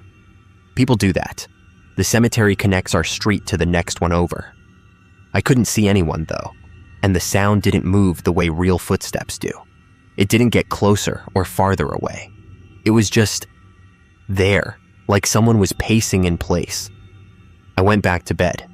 I remember thinking, if I just lie down and close my eyes, in the morning this will be nothing. And for a while, that worked. The flowers on the separated grave kept changing. First daisies, then a little bunch of wildflowers that looked like they'd been picked from the side of the road. Purple clover, Queen Anne's lace, something yellow I didn't know the name of. Always in the same small jar. I never saw anyone put them there. I'd leave for groceries and come back, and they'd be different. I work from home. I'm at that window a lot. It bothered me a little that I never caught whoever was doing it. I mentioned it to the woman at the corner store one day when I stopped for milk. She's one of those people who knows everything about everyone. "You know who keeps that grave decorated?" I asked, trying to sound casual. She froze for the tiniest second, just a hitch in the way she reached for the receipt paper. "Which one?" "The one in the back, off to the side, with the bench."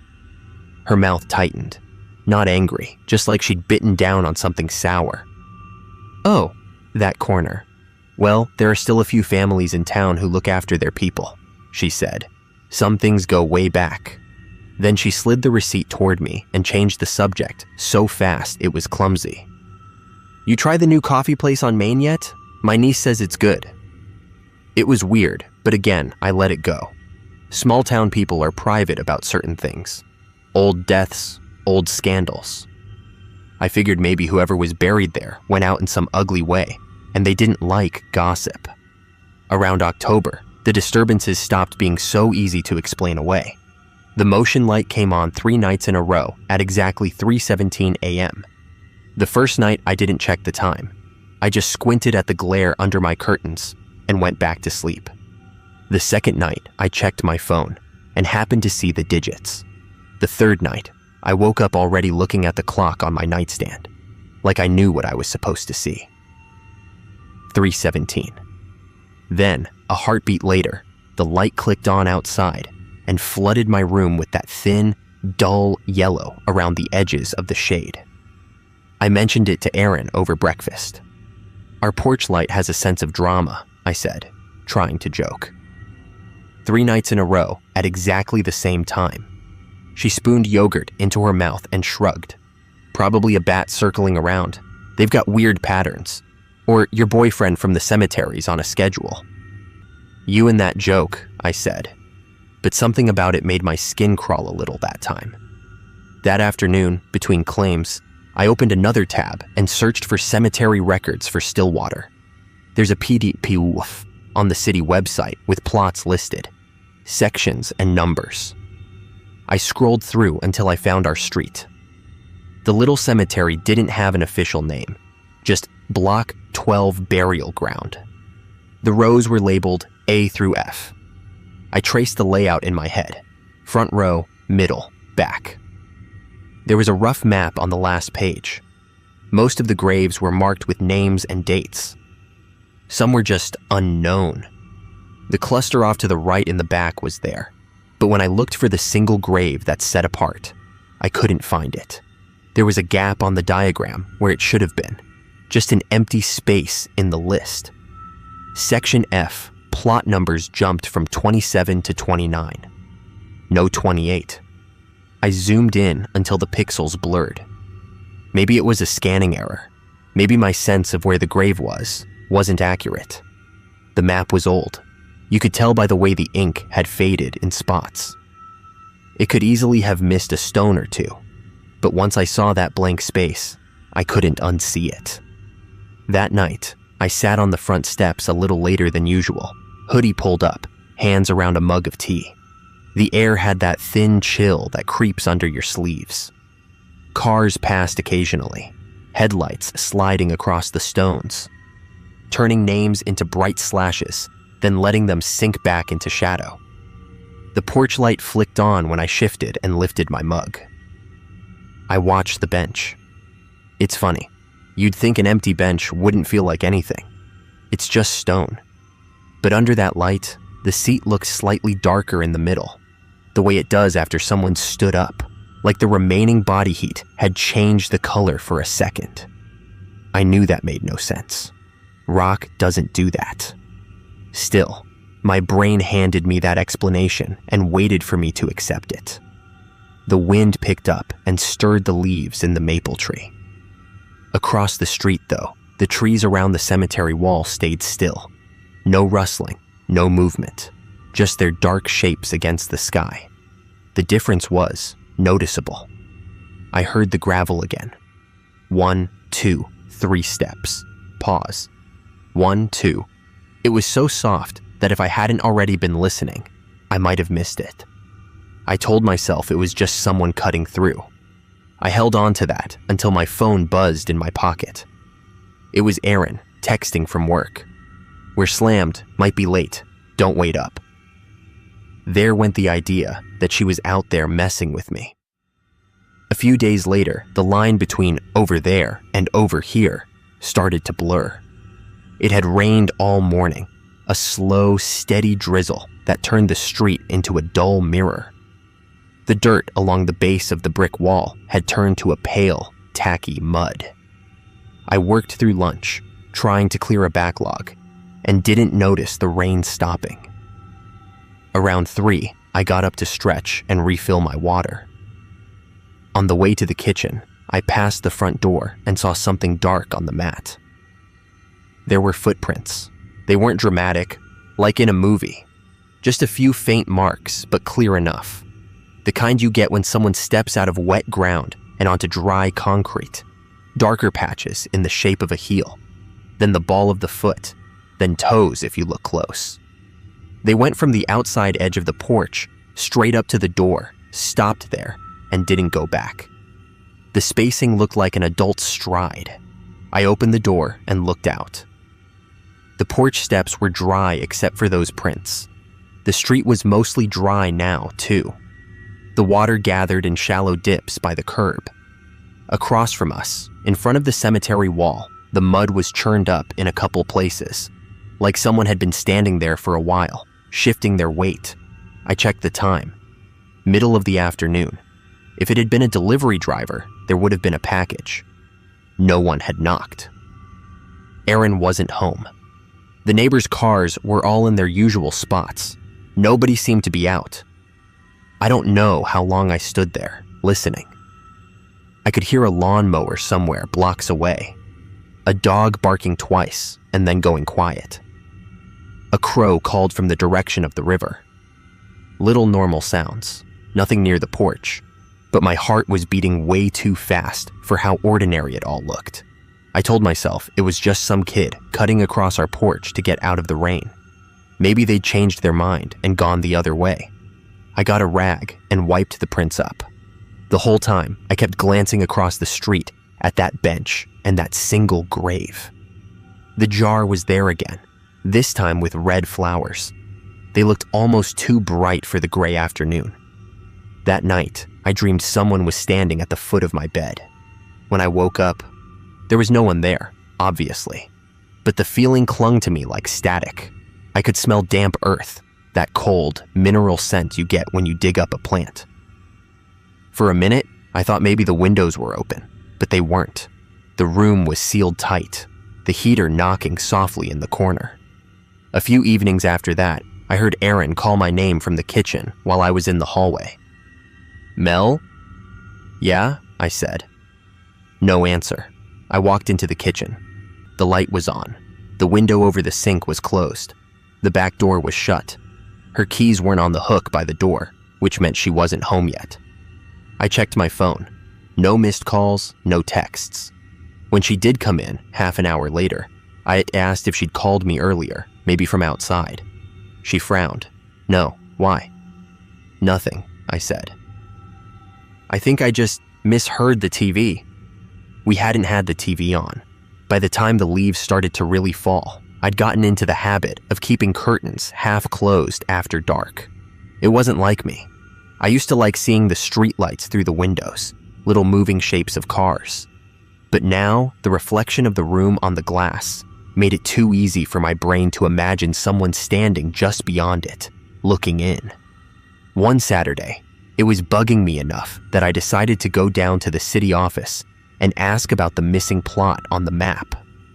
It felt like a tangible thing I could solve, unlike undefined footsteps and phantom voices. The clerk on duty was an older man with a friendly face and a name tag that said Ron. The lobby smelled like old paper and cleaning solution. Fluorescent lights hummed overhead. Block 12, he said, when I gave him the info. Oh yeah, the little one over on Birch. You're living over there. Across the street, I said. I was just curious. There's a grave kind of off by itself. I was looking at the online map, and it seemed like there was a number missing.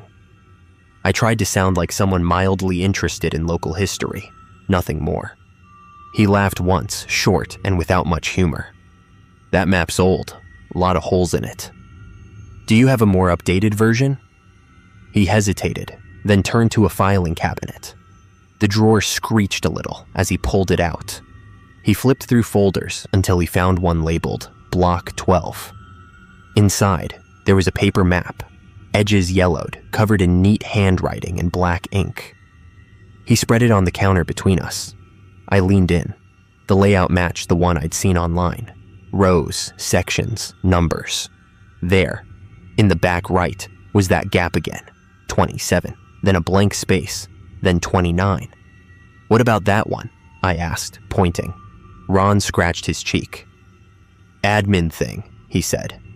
Sometimes plots get reserved and then never used, that kind of thing. There's a stone there, I said, like a real one, not just grass. He went quiet. His finger tapped the edge of the map 3 times. Well, he said finally, records from that era aren't perfect. People got buried where they could. It's complicated. Complicated how? He folded the map back up instead of answering. You know, not every stone over there lines up tidy with the paperwork. Some got moved, some never got written down right. It was a different time. If you're really interested, the Historical Society might have more to say. His tone made it clear he didn't want to say anything else. He slid the folder back into the drawer with a thump. That night, I woke up to the sound of the screen door creaking open. Not the usual slam, not the rattle in the wind. The slow, complaining hinge sound it makes if you pull it gently. I sat up, heart pounding, listening. The house was dark except for the clock's red glow. I heard the soft click of the latch on the front door. Just the smallest sound of metal touching metal. The motion light flicked on, its faint hum seeping through the walls.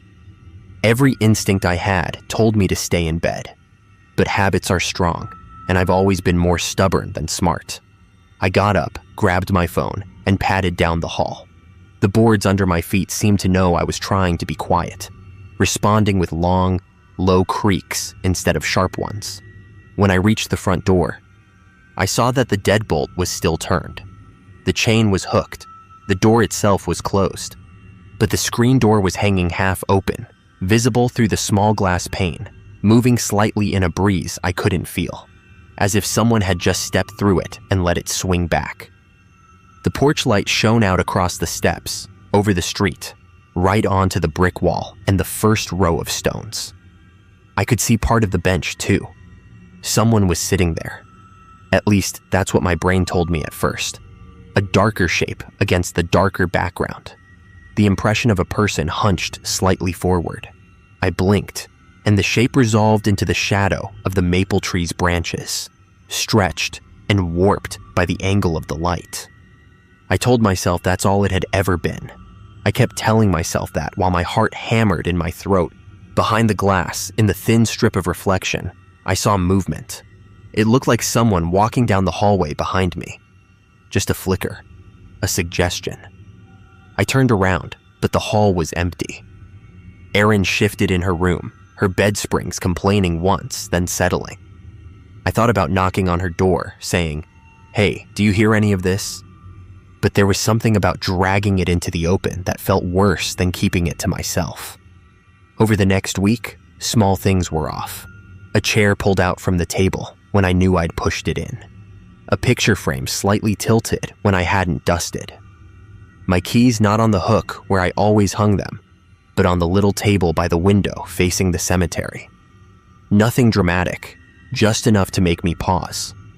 One afternoon, while Erin was at work, I was going through a folder of old paperwork the landlord had left in a kitchen drawer. Appliance manuals, boring stuff like that. At the bottom were older documents, photocopies of a property survey, a couple of handwritten notes about repairs. One page was a list of previous owners, dates scribbled next to names. Another was a photocopy of what looked like a very old deed. The scanned paper was faint, but I could make out some of it. The lot number, the street, the year. 1892. There was a line that said, in shaky script, "House and adjoining burial plot to be kept together so long as family remains." Our property isn't that big. There's no adjoining plot on our side of the street. The only place that description made sense was across the road, where that single grave sits apart from the others, with the bench facing it. Facing, I realized, not just the stone, but directly toward our front windows. My last name isn't on that stone. I checked the next morning. I walked across, pretending I was just out for a casual stroll. I stepped over the low brick wall, feeling weirdly like I was doing something I wasn't supposed to do, even though there was no sign saying I couldn't. The grass was damp and cold. Through my sneakers. Up close, the stone was more worn than it looked from the house. Lichen had eaten away at the lower half, covering the dates. The first name was there though, still clear, Martha. The last name was smudged at the edges, but readable if you squinted. Not mine, not Erin's. The jar at the base held wilted red flowers. They smelled faintly sour, like they were starting to rot. I stood there longer than I meant to, feeling the air change. It wasn't colder, exactly. Just closer, heavier, as if the sound around me had gone a little flat. Even the cicadas in the trees had quieted down. The bench was a few feet away, back to the wall, facing me. There were shallow scuff marks on the ground in front of it, like the toes of someone's shoes had been digging in while they sat. Something about the angle made me picture sitting there, day after day, looking across the street at the house, watching people come and go, watching the windows, waiting. A car drove by behind me on the street, tires hissing on the pavement, and the spell broke. I stepped back over the wall and went home, telling myself I was being dramatic. That evening, Erin and I were on the couch. She'd kicked off her shoes. They were lying jumbled by the door. The TV was on low, some home renovation show humming in the background. Outside, the porch light clicked on, then flicked off, then on again, like it couldn't decide. "You ever get weirded out by that place?" I asked, nodding toward the window. She shrugged. "Sometimes. Like if I see someone in there after dark. But I figure if they're visiting somebody, that's their business, you know?" "What about late? Like 3 a.m. late?" She snorted. "If I see someone in there at 3, I'm not looking twice. Inside curtains, under blanket, not my problem." I hesitated. "Have you ever heard someone say your name when you were alone?" She turned and looked at me more carefully. "You okay?" "Yeah, just tired, I guess." She considered me for a second. "You want me to stop with the graveyard jokes?" I laughed, but it came out thin. Maybe tone them down a little. Done, she said. For real. If it's freaking you out, I'll chill. That night, I slept with my door half open. I don't know why that felt safer. I lay on my side, facing the hallway, watching the faint strip of light from the digital clock bleed across the floorboards. At some point, I drifted off. I woke up to the sound of someone walking down the hall. The boards creaked in that slow, familiar way. A shape passed the doorway, just the sense of something darker than the dark around it. "Aaron," I whispered. The steps stopped. For a long moment, nothing moved. Then I heard my own voice, or something like it, speaking from the front room. Not words I could make out, just murmur, the rise and fall of my cadence. I heard a second voice answer, softer. The tone close enough to Aaron's that my brain tried to label it as her. They talked like that for maybe 30 seconds, low and steady, like two people having a late, quiet conversation. I sat up, heart pounding against my ribs. "Hello?" I called, louder. The house fell silent. No footsteps, no voices, nothing. I got out of bed, hands shaking more from adrenaline than fear, or at least that's what I told myself. I walked down the hall. The living room light was off. The couch was empty. The TV remote sat where we'd left it. The front door was closed, deadbolt turned. I went to Erin's room. The door was closed. I knocked, then opened it a crack. She was sprawled on her stomach, one arm hanging off the bed, mouth slightly open, dead asleep. I could hear the slow, heavy pull of her breathing. I didn't wake her. I don't know why. Some part of me didn't want to say out loud what I thought I'd heard. Saying it would make it real in a way that felt dangerous. The next morning, I found dirt on the hallway floor. Not much. Just a few small, pale smears, like someone had walked through mud and then half-heartedly wiped their shoes before coming inside. It was the same color as the soil along the cemetery wall. I cleaned it up. What else do you do? I vacuumed, then mopped, focusing on the simple physical motion of it. The sound of the vacuum drowned out the softer noises, the radiator ticks, the house settling. For a little while, it was just me and the hum of the machine. I keep thinking there's a moment in every story like this when the person decides to move. Sell the house, break the lease, whatever. That's not how it works in real life. Leases are contracts. Jobs are fixed schedules. Erin likes her work. I can't just pick up and leave because of footprints and flowers and noises in the night. It sounds flimsy when you try to explain it, even to yourself. The last real straw, if you want to call it that, happened on a Thursday. I was on a call with an insurance rep, the kind where you're mostly on hold while they check something in the system. I had them on speaker and was half listening, half reading an email, when I realized someone was saying my name. Melissa?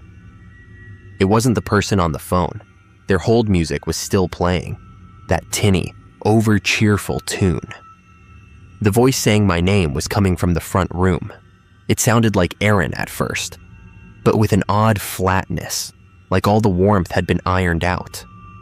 "Just a sec," I told the phone, then muted it. "Yeah," I called out. Silence. I walked into the living room. The sunlight was coming in at an angle, lighting up dust motes in the air. Outside, the porch light was on, even though it was the middle of the day. It glowed weakly against the brightness. I went to the window. Across the street, the bench in front of the separated grave was empty, but there was something new on the stone. The glass jar was gone. In its place was a small metal vase, dull and gray. Inside it, a fresh bouquet of lilies, still closed, pale green at the tips. I don't know how, but I knew they were for me. That thought landed in my head with a calm, solid weight. Not a rush, not a jolt. Just a fact, like noticing it was Thursday. That evening, after Erin went to bed, I sat at the dining table with the old deed again. My eyes kept going back to that line about the house and the burial plot being kept together so long as family remains. I don't know if anyone in that cemetery is actually related to me. On paper, no. Different last names, different branches of different trees. But I started to think about family in a different way. Not just blood, but proximity, shared space, shared time. If someone sits on a bench and watches a house for 100 years, are the people who live there strangers, or do they become something else? I still don't have an answer. I didn't go back to the city office. I didn't talk to Ron again. I didn't ask the corner store woman what she hadn't said. At some point, questions feel less like curiosity and more like knocking on a door you're not sure you want opened. These days, I keep my routine. I get up, make coffee, work my job. Aaron and I joke about normal things, bills, our weird neighbors, the latest dumb thing someone posted online. Life goes on. But I notice patterns now. The porch light still comes on some nights at 3:17. Not every night, often enough. The gravel crunches when there's no one there. Sometimes in the middle of a phone call or while I'm chopping vegetables, I hear my name said in a voice that is almost mine. I've stopped trying to figure it out. I don't stand at the window and stare anymore. I don't cross the street to check the stone up close. I don't ask who's leaving flowers or why the records don't match what's in the ground. I just know that every morning when I open the curtains, that grave in the back corner has something on it. Even in the dead of winter, when the snow should make it hard to get back there, there'll be a little cleared spot and something new resting against the stone. A pine bough, a single rose, a sprig of dried herbs tied with string. Things that shouldn't stay fresh as long as they do. The flowers on that grave are always fresh. My name is Rachel, and I'm from Madison, Georgia. Most people hear across from a cemetery and think that sounds like the beginning of some scary story. For me, it was just cheaper rent. Madison isn't big, and old places don't get knocked down. They just get divided and repainted and rented out to people who don't mind slanted floors and weird noises in the pipes. I'd been living there a little over a year when everything happened. At first, it was fine. Peaceful, even. I work as a medical billing clerk for a clinic off the highway. It's not exciting. I stare at screens, coding insurance claims, calling people about balances they don't want to talk about.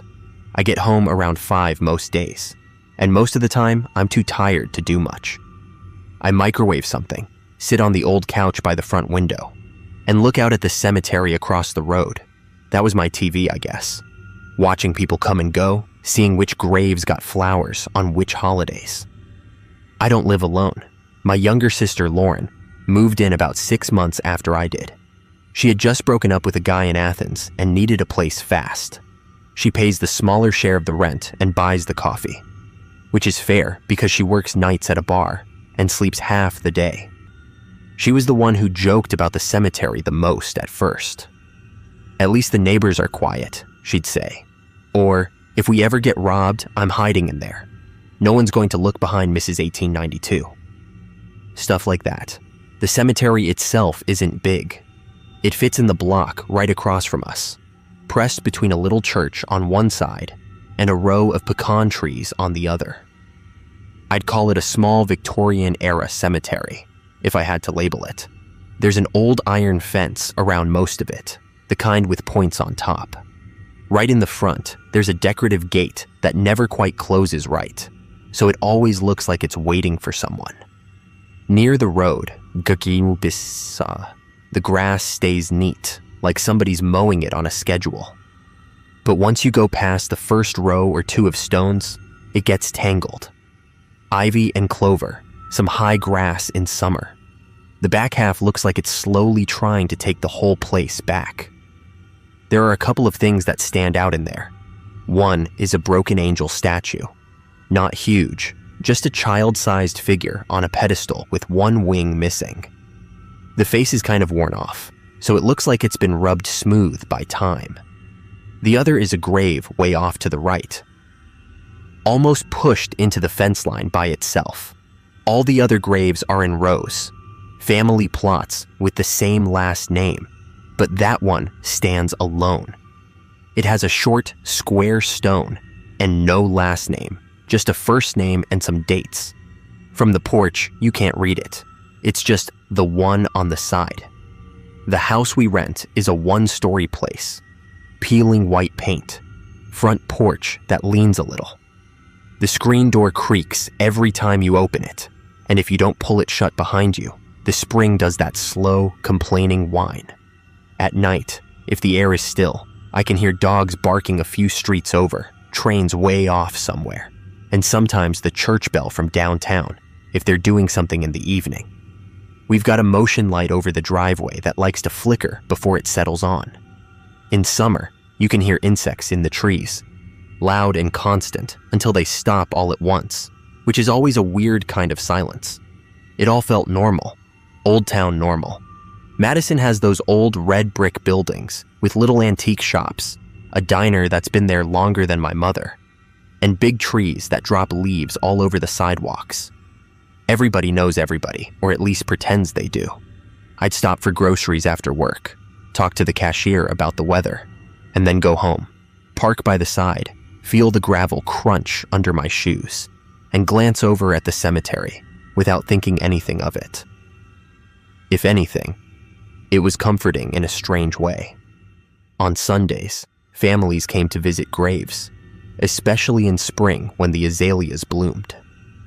I'd see older women cleaning off headstones, brushing leaves away with their hands, or men in their 50s kneeling to fix a little American flag.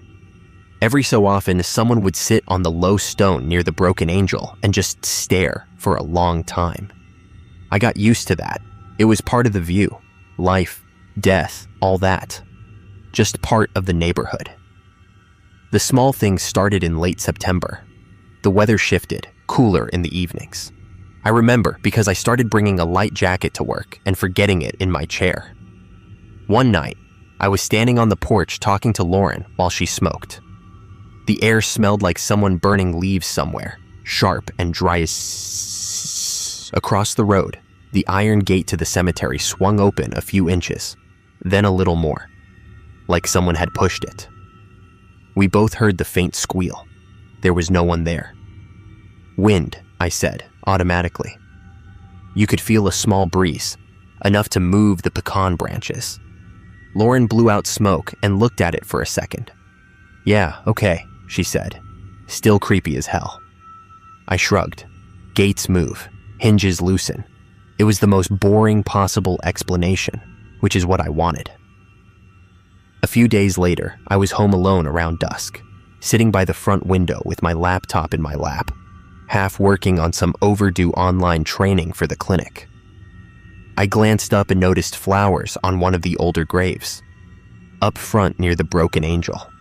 Yellow ones, could have been Mom's. They were in a simple glass jar, like the ones from the dollar store. I tried to think if I'd seen anyone over there that day. I hadn't. I hadn't really been watching, though. People come and go. Maybe someone stopped by while I was in the back doing laundry or running the shower. The next evening, those same flowers looked fresher, not drooping at all, even though the sun had been out and it had been warm. I told myself it hadn't really been that hot, that the shade from the tree had kept them from wilting. I caught myself thinking, do cut flowers even last that long? And got annoyed with myself. It's stupid what your brain decides to focus on. Around the same time, the motion light over our driveway started going off more. At first I assumed it was stray cats. Madison has plenty of those. But there were a couple of nights when it flicked on, stayed on like it was watching something, and then went off again after a long time. I'd go out and check once in a while, the screen door protesting, the boards under my feet making that hollow wood sound. I'd step onto the porch, feel the cooler air hit my face, and look around. Nothing. Just the cemetery across the way, the iron fence lines, and maybe a car going by once every 15 minutes. Lauren joked about it. The dead gotta stretch their legs too, she said one night, pulling her hoodie tighter around her shoulders. Let them walk, they're not paying rent. You're not paying much either, I said, and we both laughed. It felt good to keep it in that lane. Jokes, eye rolls, normal. Then came the first time I heard it. What I thought was a voice. Not even a word, really. Just the shape of one. It was one of those nights where the insects were so loud, it felt like a wall of sound. I was in the front room with the TV off, lying on the couch with my feet up on the armrest. The only light was a floor lamp behind me. Lauren was at work. I was scrolling my phone, half reading something, when all at once, the insect noise outside stopped. Not faded, stopped, like someone hit a switch. I noticed it because the quiet felt wrong.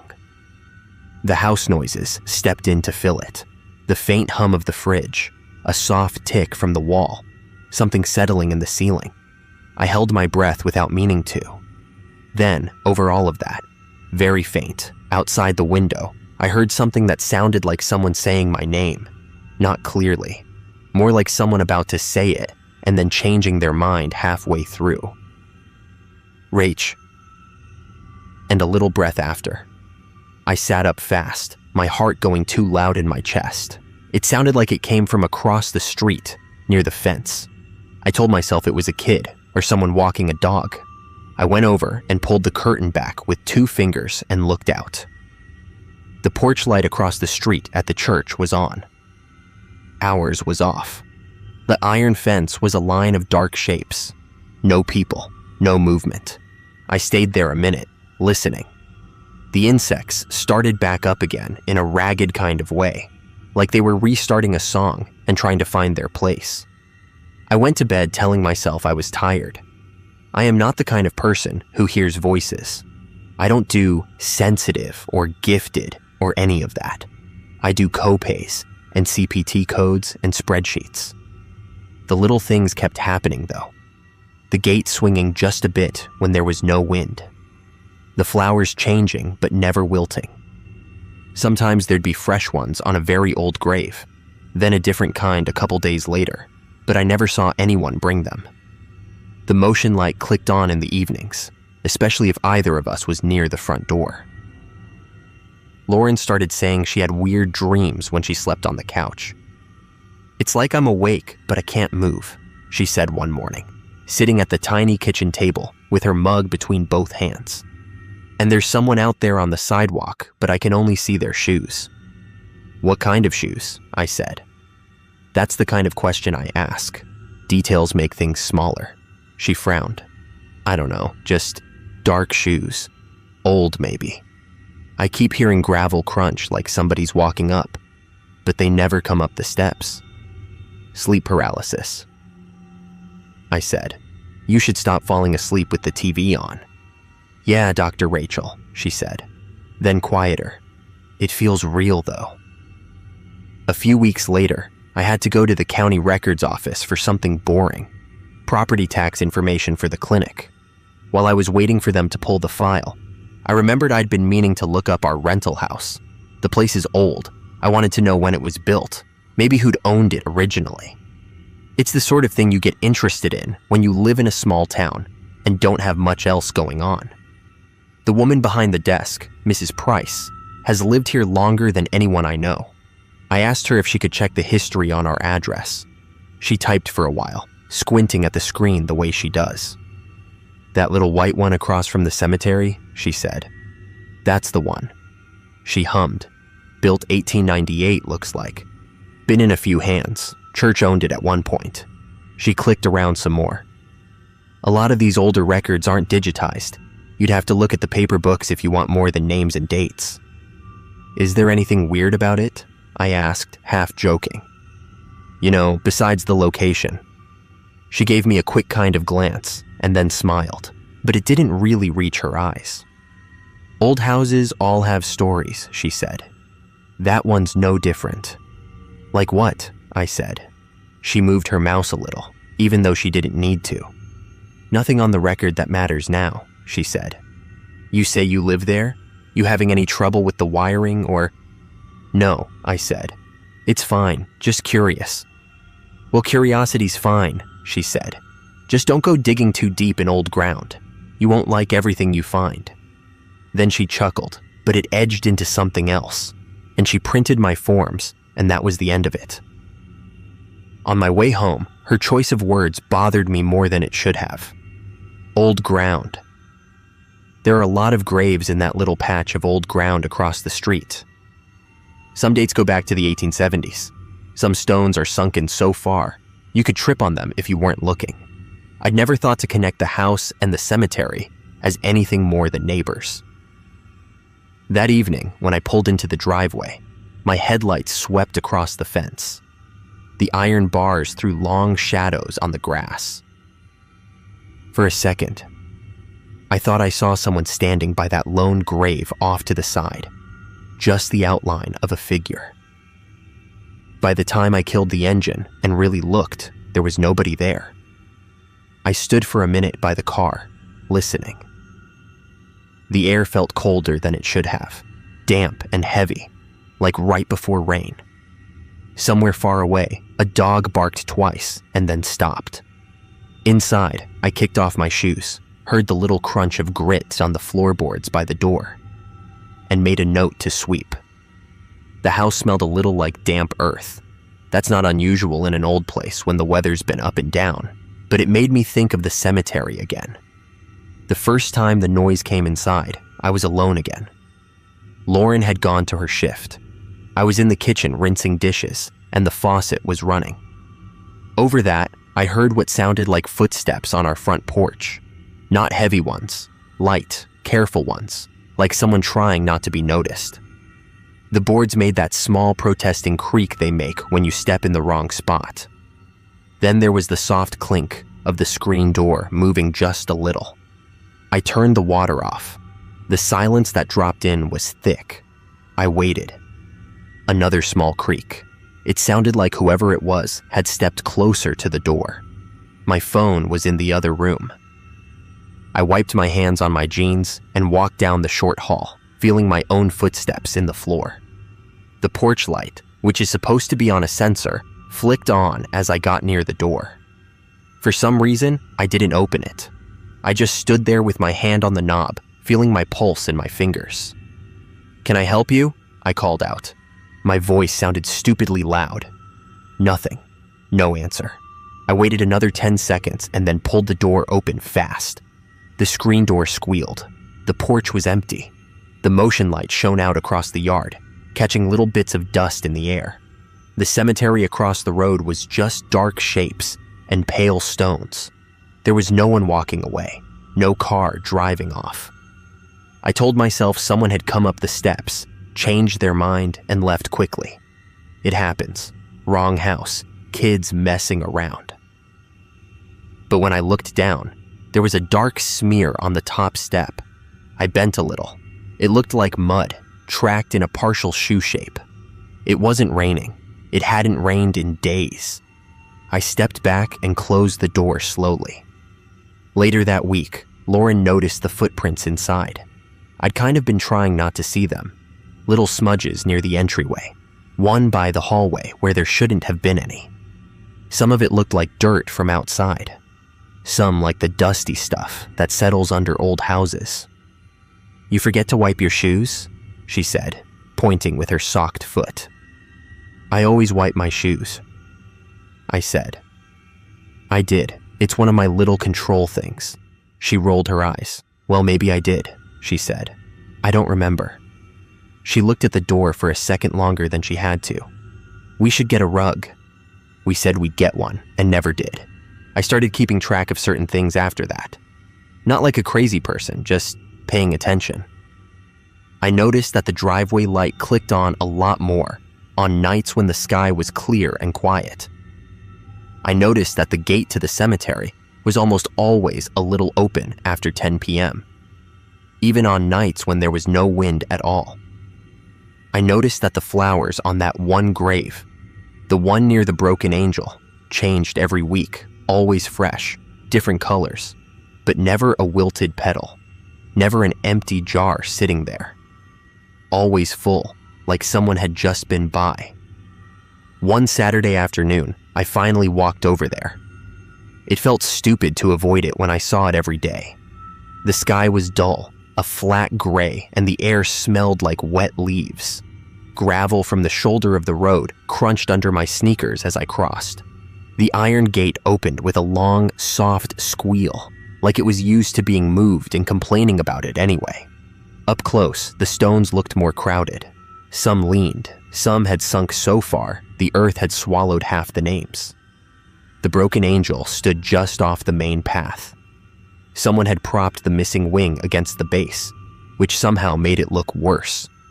The flowers at the grave beside it were white this time. White carnations in a clear jar with a rubber band around the top. The name on the stone was worn, the letters shallow. I could make out the last name, Cox. The dates put the death around 1903.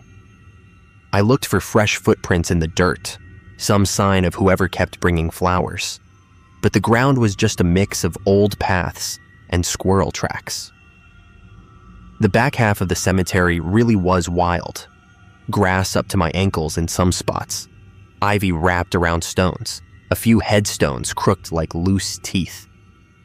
Eventually, I moved over to the grave off to the side, the one almost pressed against the fence. Up close, I saw it was even smaller than I'd thought. Just a low stone, maybe a foot high. No last name. Just a first name and nothing else. I had to wipe some dirt away with my sleeve to read it. The letters were simple and straight. Lauren, 1879 to 1891. I stared at it a lot longer than I needed to. It's not like Lauren is a rare name or anything. People name kids that all the time. But something about seeing it there, alone on the side, same name as my sister, same neat block letters, it hit wrong. It felt like a coin landing on its edge. I told myself it was just a coincidence. There are 100 names out there in the world. Of course, some of them match. But when I went home and told Lauren, she didn't laugh. "You're lying," she said first. Then she saw my face and stopped. "Okay, show me." We went back together the next day, Sunday afternoon. More cars were parked along the street because families were visiting. A couple of kids were chasing each other between stones while an older man yelled at them to be careful. It was almost cheerful in a weird way. We walked to the side. The grave was there, of course. Same small stone, same simple letters. "Great," Lauren said, stuffing her hands into her jacket pockets. "That's not spooky at all." "It's just a name," I said. "Don't make it a thing." She looked at the dates. She was 12, she said quietly. "Medicine wasn't great back then," I said. Like that explained anything. There were fevers, stuff like that. Lauren kept looking at it like she was trying to see something else. "You know what's funny?" she said. "Sometimes when I wake up from those dreams, I could swear somebody's in the room with me. Like a girl standing in the doorway, but shorter." She laughed once without humor. "I'm sure that's not related at all, right?" "You're scaring yourself," I said. "Don't do that." She nodded, but I could tell she didn't really believe anything I was saying. And the truth is, I didn't either. Not completely. After that, the line between the cemetery and the house felt thinner. That's the only way I can put it. Little things kept crossing over, things you could explain if you wanted, but they started stacking up. The smell of damp earth in the hall, even on dry days. The screen door half open in the morning when I knew I'd latched it at night. The sound of gravel crunching outside my bedroom window when no cars had gone by. The way the insects outside would go completely silent for a full minute sometimes, long enough for you to notice and look at each other and say, "Do you hear that?" in a low voice. One night, around 2 in the morning, I woke up thirsty. The house was quiet. The digital clock by my bed glowed 2:14. I swung my legs over the side, felt the coolness of the floor through my socks, and walked down the short hallway toward the kitchen. As I passed the living room, I saw something that made me stop. The front door was closed, but the deadbolt was unlocked and the chain was off. We always set both at night. Always. It's one of those habits you form without talking about it. I stood there a second, then went over and checked. The knob turned easily. I opened the door a crack and peered out through the screen. The porch light, which should have been off, flicked on as I moved the door. The light pooled on the steps, the front yard, the road beyond. There were small, dark marks on the porch floor. Not clear footprints this time, more like where something damp had been set down and then moved. The smell of earth rolled in, moist and cold.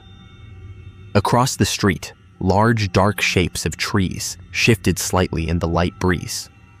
The cemetery fence made its neat line. I thought I saw movement near the broken angel, just a little shift of shadow, but it could have been my eyes adjusting. I locked the deadbolt, set the chain, and stood there with my hand on the top of the doorframe for a while. I could hear my heartbeat in my ears. The house felt too quiet. A few days later, I had to stop by the church office next door to the cemetery. We were doing a fundraiser at the clinic and wanted to put a flyer on their bulletin board. The pastor wasn't there, but an older woman who helped with the church finances was. Her name was Mrs. Jenkins. She'd been in Madison forever, too. We talked about the fundraiser, then about the weather. I don't really know how to leave well enough alone, so before I left, I asked her about the cemetery. "Do you know much about the graves over there?" I said. "Like the history and all that?" She gave me a look over the rims of her glasses, the kind older people give when they're deciding how much to say. "I know enough," she said. "We've got records in the back room if you're looking for someone in particular." "There's a little grave off to the side," I said. "Just a first name on it, Lauren." I was curious why it's alone like that. Her hand tightened a bit on the edge of the desk. It was a tiny movement, but I caught it. "Some of the older plots don't have full records," she said. "People passed through, families moved, not everybody stayed." "So nobody knows who she was?" I asked. "I didn't say that," she said. Her voice stayed even, but the temperature in the room felt like it dropped a degree. "Certain things just don't need to be revisited. Folks who were here before us did what they could with what they had." "That sounds like you're avoiding my question," I said, trying to smile. It came out wrong. Mrs. Jenkins looked at me for a long moment. When she spoke again, her voice was softer. "Honey, take this from someone who has seen more years than you have," she said. "Not every grave in that yard is about someone who's gone. Some of them are about keeping something put where it needs to stay. You understand?" "Not really," I said. She gave the smallest of shrugs. "Then let it be," she said. "You live across there, don't you? With your sister?" "Yes," I said, surprised she knew. Her eyes flicked to the window. "Then keep your doors locked at night and don't go calling out if you hear your name from across the road," she said. "Just because something sounds familiar doesn't mean it's meant for you." I laughed a little because I didn't know what else to do. "You make it sound like a horror movie." She shook her head. "No," she said. "Movies want you to see things. Real life is quieter." I thought about her words that night when Lauren and I were in the living room. She'd made popcorn and was flipping through channels. The insects outside were loud. The porch light was off. Every now and then, headlights slid by the front windows as a car passed. "Do you ever feel like someone's saying your name when you're falling asleep?" Lauren asked suddenly, without looking away from the TV. "Sometimes," I said. "That's just your brain misfiring. They've studied it." "Yeah," she said, "because it always sounds like it's coming from the front yard." We both got quiet after that. Somewhere outside, the gravel shifted. It could have been a cat. It could have been anything. A week or so later, I was going through an old box in the hall closet, looking for some paperwork from when we first signed the lease. I'd shoved all that stuff in there a year ago and forgotten about it. The closet smells like dust and old wood. I pulled the box out, sat on the floor, and started going through it. There was the lease, folded in a plastic sleeve, plus some photocopies from the property management company. Tucked among those was a single loose page, yellowed around the edges. It looked like it had been copied from something older. The header said something about transfer of property, dated from the early 1900s. Most of it was formal language about land and boundaries. But near the bottom, in smaller print, there was a note in handwriting that hadn't copied clearly. I held it up toward the hallway light and squinted. A couple of words came through sharp enough to read: child, illness, confined to home. And then, lower down, burial to remain opposite in perpetuity. Opposite what? Opposite where? The line above mentioned the house lot and the graveyard parcel across the way. It made my stomach flip a little in a way I couldn't explain. I put the page back in the sleeve and shut the box. That night, rain finally came. It hit the roof in steady waves. The smell of wet dirt filtered into the house, stronger than usual. The motion light flicked on and off a few times, probably from the wind and rain. But every time it did, I had the sense of something standing just beyond its reach, waiting for the dark spots between the flashes. Around midnight, I woke up to the sound of the screen door creaking very slowly. Up, then down, then up again, like it was being opened just an inch at a time, and then let go. The insects were quiet. The house felt like it was holding its breath. I lay there, eyes open, staring at the ceiling, listening. Then I heard my name. Not loud, not harsh, just said. Right outside my bedroom door, like someone standing in the hall, right where the floorboard squeaks. Rachel? I knew Lauren was out. She had left for the bar around 9, and I'd heard her come in late enough times to know what that sounded like. This wasn't that. This was soft and steady, and so close that I could almost feel breath on my face, even though I was alone in my room. I didn't answer. I remembered what Mrs. Jenkins had said. Don't go calling out just because something sounds familiar. I rolled over slowly, faced the wall, and pulled the blanket up over my shoulder, like that was going to help. My heart was pounding so hard, I thought whoever it was could probably hear it. After a while, the house sound returned to normal. A little tick in the pipes, the soft hum of the fridge, faraway thunder. I don't know when I fell back asleep, but I did. In the morning, there were faint muddy marks in the hallway. Just little half moons and smudges, like somebody had walked through with damp feet, and then it dried. They started outside my door and faded toward the front of the house. I cleaned them up without saying anything. The next Sunday, I looked out the window and saw a woman sitting on the bench near the broken angel, facing the grave with the fresh flowers. I couldn't see her face clearly, just light hair pulled back and a long coat. She sat there for a long time, not moving much. I almost went out to ask if she was okay. I even opened the screen door and stepped onto the porch. The wind pushed at my hair. Somewhere in the trees, a couple of crows called back and forth. When I looked back toward the bench, she was standing. She turned slightly toward my side of the street. For a second, I had the weird feeling that she was looking directly at our house, right at me, even though I was just a shape on a porch. Then she walked toward the back part of the cemetery, toward the wild half, and slipped out of sight behind the taller stones. 2 minutes later, Lauren's car pulled into the driveway. I waited for her to come up the steps. "Did you see that woman?" I asked. "What woman?" she said, shifting her bag on her shoulder. "In the cemetery," I said, "sitting by the angel statue." She glanced over. "There's nobody there," she said. I looked. The bench was empty, no sign of anyone. The flowers at that grave were red now. I hadn't noticed when they changed. I don't sleep on the couch anymore. Neither does Lauren. We both stick to our rooms, doors closed. Some nights, one of us will text the other from 10 feet away just to ask, "Did you hear that?" instead of saying it out loud. The insects still go quiet once in a while. The motion light still flicks on when there's nothing in the driveway. The gate across the road never seems fully shut when it's dark. I've stopped going over there, to the cemetery. The house feels like enough to deal with, but I still look through the window sometimes, usually without meaning to, and my eyes go straight to that one grave off to the side, the one with my sister's name on it, set apart near the fence. From the porch, you can't read the dates or the name. You can only see the shape of the stone and whatever's sitting in front of it. The flowers on that grave are always fresh. My name is Rachel, and I'm from Stillwater, Minnesota. I've lived most of my life in this town, except for a couple years I tried to make it in Minneapolis and just got tired and broke. Stillwater is slower and smaller.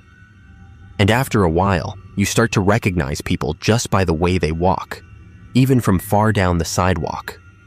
We have the river, the old brick buildings, the antique shops, the kind of place people come to on weekends to feel like they've stepped back in time a little. For me, it's just home. I work as a medical billing clerk for one of the clinics over in town. It's not exciting. My days are full of codes and claims and chasing down insurance denials.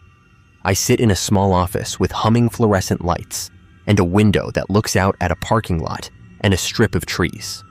I get in around 8, make myself coffee in the shared kitchen, and put on the same low-volume playlist so I don't have to listen to the copier all day. I go home a little after 5, unless I get stuck on hold with an insurance company. That's basically my life in one sentence. A couple years ago, my cousin Lily moved in with me. She's younger than me by about 8 years. She got a job at a little design firm in town and needed a place while she figured things out, which I think she's still doing. We get along fine. She's louder than I am, more social, but she's easy to live with. She helps with the rent, cooks sometimes, and keeps plants alive, which I've never been good at. The house we rent is small and a little crooked. One of those older places that feels like it leans slightly even when it doesn't.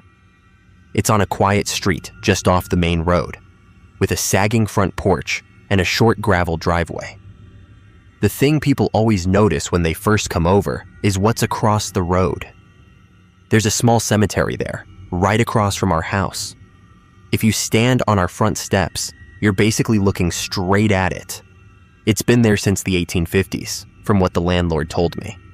It's not a big place, just a small patch of ground with a low brick wall around it, maybe the size of a couple of backyards put together.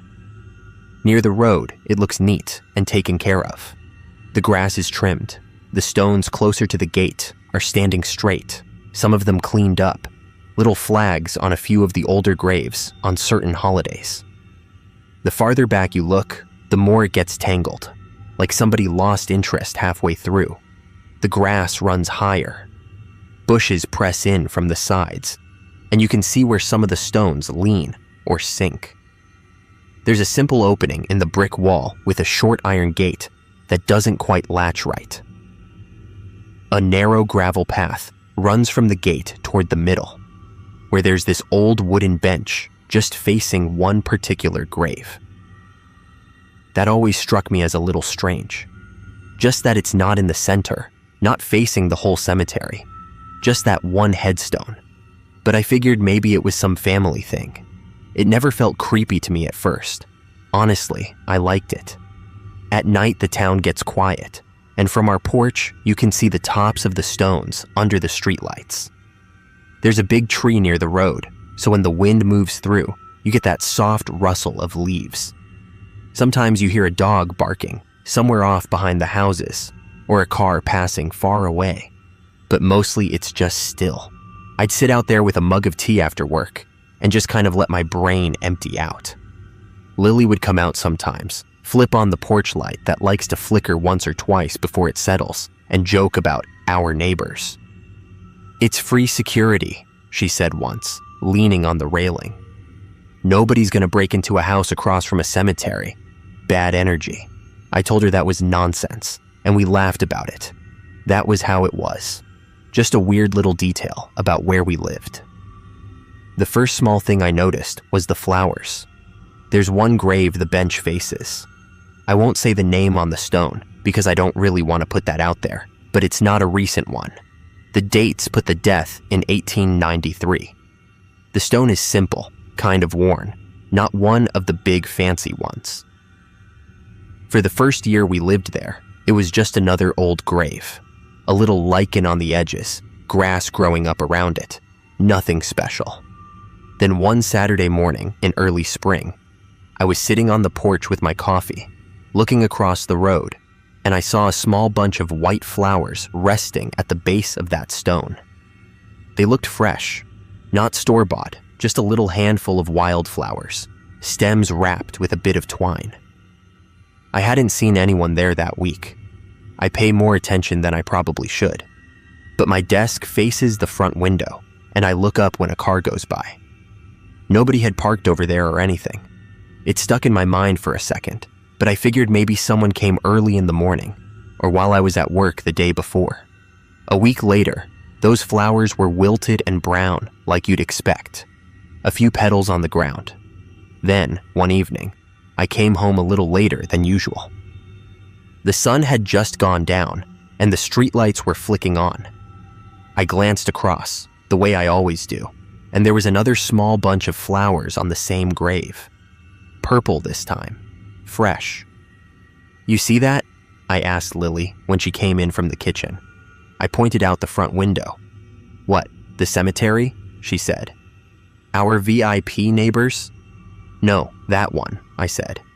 "Center, where the bench is. There were flowers there last week. Someone brought more." She squinted, then shrugged. "Maybe some family tradition. Some people take that stuff really seriously. It's kind of sweet." I thought so too, at the time. Sort of comforting. People remembered this person from 1893 enough to bring wildflowers every week. I didn't think about how odd that really was. Not then. Little things began to stack up over the next month. The gate, for one. When we moved in, the gate to the cemetery always seemed closed, even if it didn't latch tight. You could tell when it was open because it would swing a little when cars went by. I started noticing it open more often, especially in the mornings. I'd step out with my coffee, and there it would be. Just a little crooked, not fully swung out, but not resting against the post either. "It's the wind," I told myself. "We get a decent breeze coming over the hill some mornings.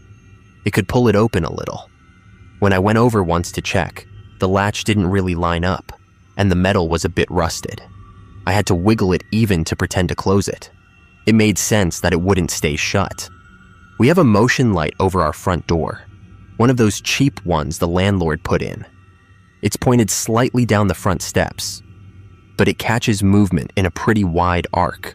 Occasionally, at night it would click on, bright and sudden, and I'd hear the tiny hum it makes through my bedroom window. I figured it was raccoons, or a neighbor walking by, or one of those drifting clouds of bugs. One night, I got up to get a glass of water and saw the light steady and bright through the front curtains. I went over and peeked out. The street was empty. No cars moving, no people walking. The light stayed on for a long time, longer than usual, before it finally clicked off. I watched the gate across the road the whole time. It moved a little in the breeze. Nothing else. "You're staring at that place a lot," Lily said the next morning as I stood with my coffee at the window. "You okay?" "Yeah," I said. "Just up too late." The porch light kept going off and on. "It's the bugs," she said. Or, the restless dead, whichever. She grinned at me and bumped my shoulder. It was a joke. We treated it like one. That made it easier to shrug off the little things. The first time I heard what I thought was a voice, I was walking home from the store. It was one of those early summer evenings where the air feels heavy but not hot yet, and you get that faint smell of cut grass and grill smoke from different directions. A couple kids were biking up the street. Somewhere a dog was barking, sharp and repetitive. I turned the corner onto our block and saw the cemetery ahead, that same quiet stretch. As I passed the gate, I heard someone say my name. Just Rachel. Not loud, not a shout. More like the way someone would call you from inside a room, expecting you to be close. I stopped without even thinking and looked back. The street behind me was empty. There was no one on the sidewalk, no cars passing right then. Inside the cemetery, the stones were just shapes in the fading light. The bench was where it always was, facing that same grave. The flowers there were a soft, pale yellow that week. I stood there a second longer, listening. A truck turned onto the main road a couple blocks away. A crow called from a tree. The dog barked again, then stopped. I told myself it was somebody down the street calling someone with a similar name, and the sound had bounced weird off the brick wall. Sound does strange things in small neighborhoods.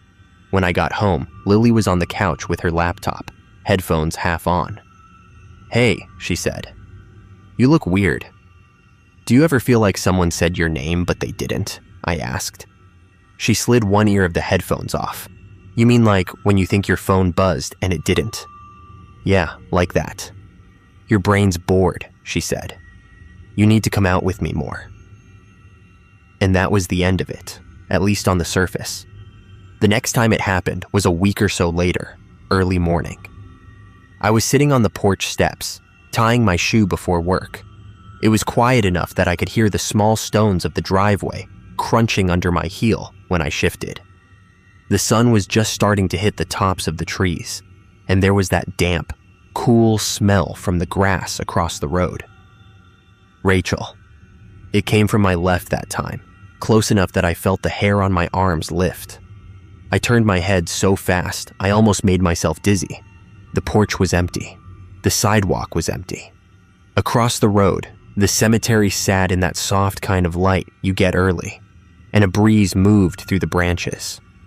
I stood up, heart beating stupidly fast, and tried to laugh at myself. "You're tired," I muttered. "You need more sleep, not more coffee." I said it out loud, like I was correcting a kid. That helped a little. Talking to myself always has.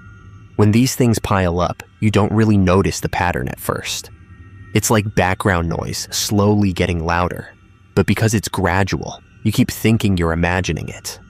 The flowers kept changing every week on that same grave.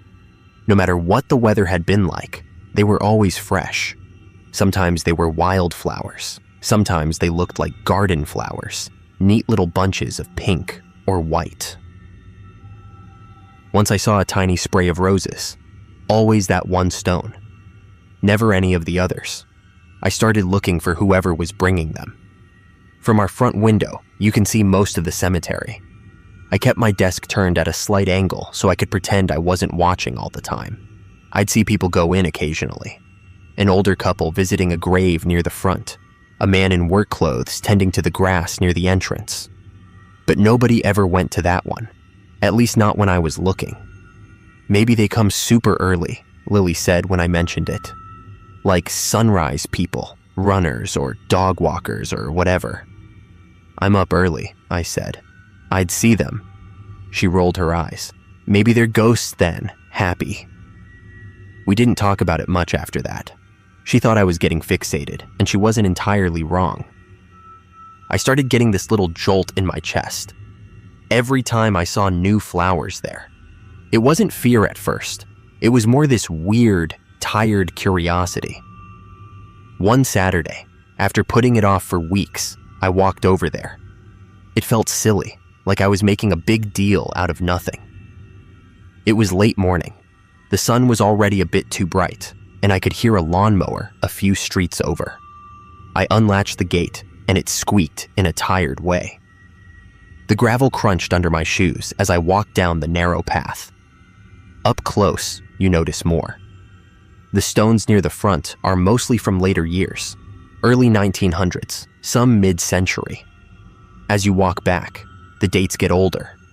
The ground isn't as even. I could see where some graves had sunk a little, the grass dipping down over them. Some stones had moss or lichen covering parts of the names. On more than a few of the older stones, the death year was the same, 1893. Not all of them, but enough that I noticed. Different last names, some whole family plots, with that year showing up more than once. I told myself there had probably been some kind of illness going around then. Flu or something like that. Towns used to get hit hard.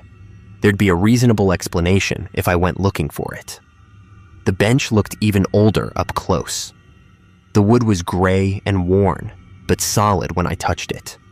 It sat directly in front of one particular stone, not quite centered, but close, like it had been placed for someone who wanted that exact view. The grave itself was simple. A first and last name, 2 dates, a short line beneath, that was mostly worn smooth. The death year was the same, 1893. At the base of the stone, someone had left a small bunch of white and purple flowers that I didn't recognize. They were fresh. There was still a faint dampness on the stems, like they'd been cut that morning. No card, no ribbon, just the twine. I sat on the bench for a minute, feeling a little foolish, and listened. The street was quiet. A bird chattered somewhere in the bushes, then went silent. My shoes made a faint crunch as I shifted my feet on the gravel. A faint breeze moved through the leaves, and the wooden bench creaked a little under my weight. That was it, nothing else. On my way out, as I passed a row of older stones, I noticed a small group of unmarked fieldstones, just rounded, uneven rocks in a row. No names, no dates. They were sunk a bit into the ground, like they'd been there a long time. I stood for a second, staring at them, my skin prickling for no good reason. Then I shook it off and went back home. After that, I thought maybe going in there would make it feel more normal. Instead, I started to feel watched whenever I crossed the street. Not from the whole cemetery, not in a dramatic way. Just from that one direction where the bench and that stone were. I'd tell myself I wasn't going to look, and then I'd look anyway.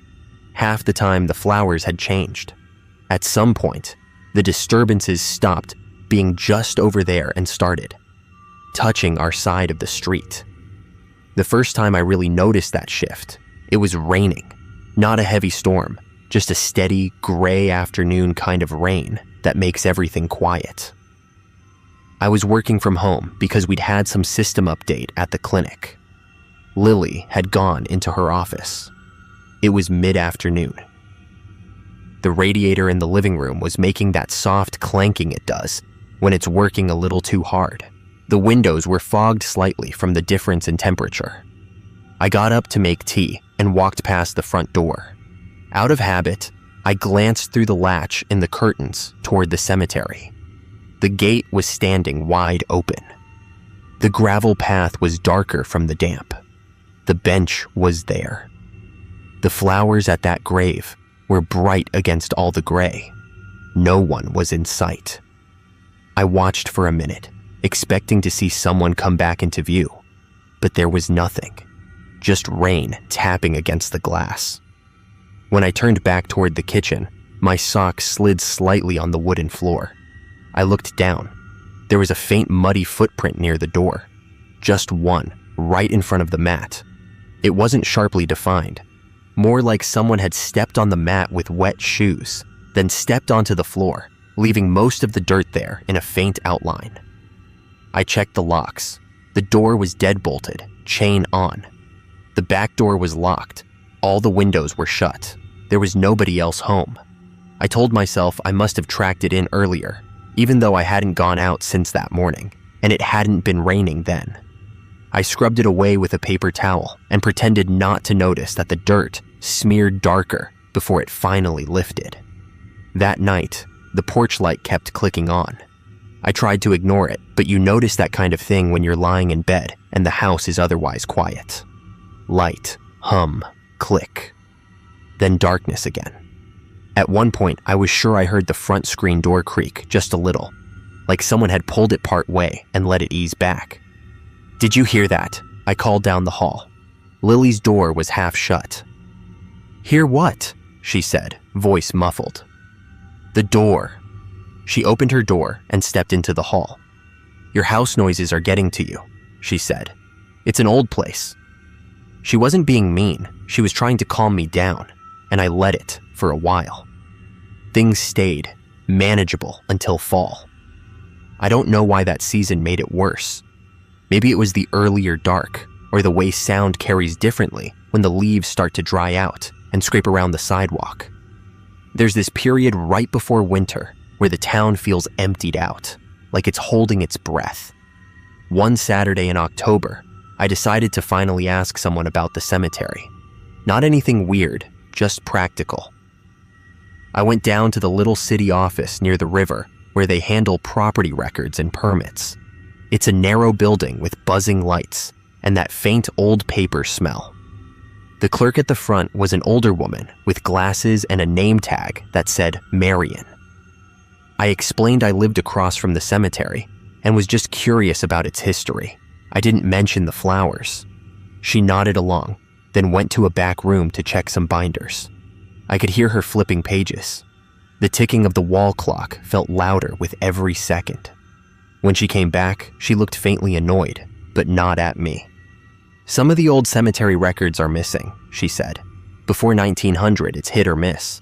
We've got some plots listed, but not all." "Was there an epidemic or something?" I asked.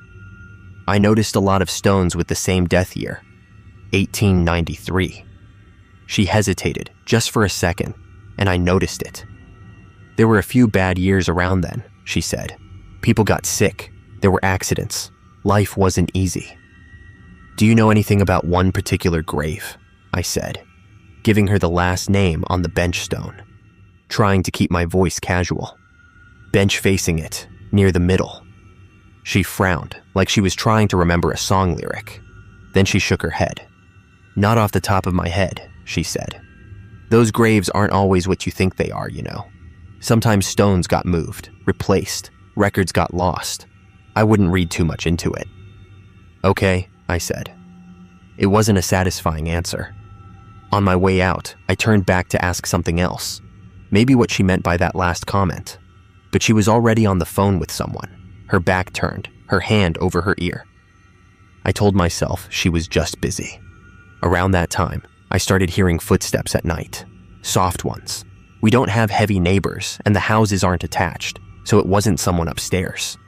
These came from our hallway, that narrow strip of wood between the bedrooms and the living room.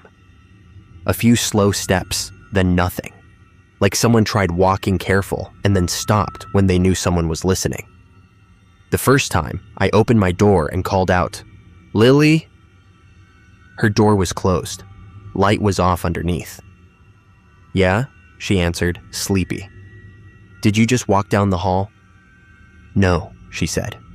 "I was asleep. You okay?" "Yeah," I said. "Sorry, go back to bed." I stood there for a while, listening to the radiator knock and the wind moving around the siding. The wood creaked once under my bare foot. It's an old house, I told myself again. Houses move, they settle. It didn't explain the rhythm of those steps, but I clung to it anyway. The worst moments weren't the obvious ones. They were the almost normal ones. The times I'd be in the kitchen, cutting something on the board, and hear Lily call my name from the living room, clear as day, except when I answered, there'd be no reply. I'd walk in and find the room empty, TV off, lights off. Then a minute later, the front door would open and Lily would come in from outside, asking what was for dinner. "Did you call me a second ago?" I asked once, trying to sound casual. "No," she said, setting down her bag. "I was on the phone, out front." She paused. "Why?" "Nothing," I said. "Thought I heard you." Things went on like that for a while. Little disconnections. A door we were sure we'd shut left just slightly open. The back latch not quite caught. A shoe moved from where I'd left it by the door to the middle of the hall. I found my keys sitting on the kitchen counter, directly on top of a piece of mail addressed to me, like someone had laid them there carefully. I'd swear I dropped them in the bowl by the door, because I always do. One evening, I was going through some paperwork at the kitchen table. Insurance forms, old bills, that kind of thing.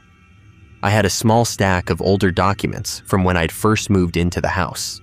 Leasing paperwork, copies of old property tax notices the landlord had given me for my records. Just boring stuff. I flipped one over and saw a list of previous lot owners. Most of the names didn't mean anything to me. Then my eyes caught on one near the bottom. The last name was mine, not just the last name. The whole thing, first and last, same spelling. The year next to it was 1891. For a second, everything around me went sort of quiet. I could still hear things, but they felt far away. The fridge humming, a car passing outside, the faint bark of a dog down the block. My fingers felt a little numb around the paper. It was probably a coincidence, I told myself. People share names all the time. I don't have an especially rare one. It made sense that somebody with my name could have lived on that lot over 100 years ago. Still, my chest tightened in a way I couldn't quite breathe through. I stood up and went to the front window, more out of habit than anything. The porch light had come on automatically. Across the road, the cemetery sat in its usual stillness. The gate was closed. The bench was in its place. I could just make out the pale shape of that one stone the bench faced.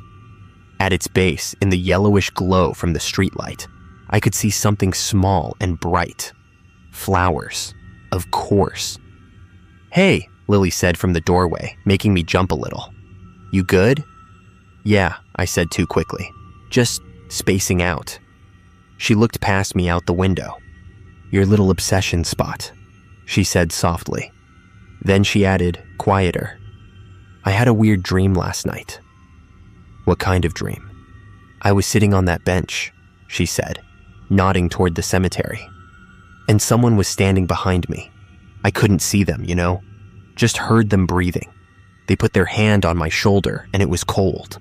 Not like normal cold, just wrong. Then I woke up and my shoulder was freezing. It's stupid. Forget it." I tried to joke. "You watch too many horror movies." She gave a short laugh, but it sounded forced. "Maybe," she said. "Anyway, I'm gonna shower." That night, I slept with my door half open, which I never do. I woke up once around 3 a.m. The house was very quiet. No cars, no dogs, no train horn in the distance. Just the little tick of the clock in the living room and the soft, settling sounds of old wood. I had that feeling you get when someone's standing over your bed, even though you're alone. I stared at the doorway, waiting to see Lily's silhouette or the edge of light from the hall. There was nothing, just darkness. In the morning, there was a faint trail of grit leading from the front door toward the hallway. Not clear footprints, just little crumbs of dirt, the kind you get from gravel and dried mud. I swept it up without saying anything. I don't have a big, dramatic ending to this. Nothing jumped out at me. Nothing moved in front of my face. The closest I've come to something I can't talk myself out of happened a few weeks ago. I was getting ready for work, standing by the front window, buttoning my coat. It was still dark out, that blue-gray kind of dark you get before sunrise.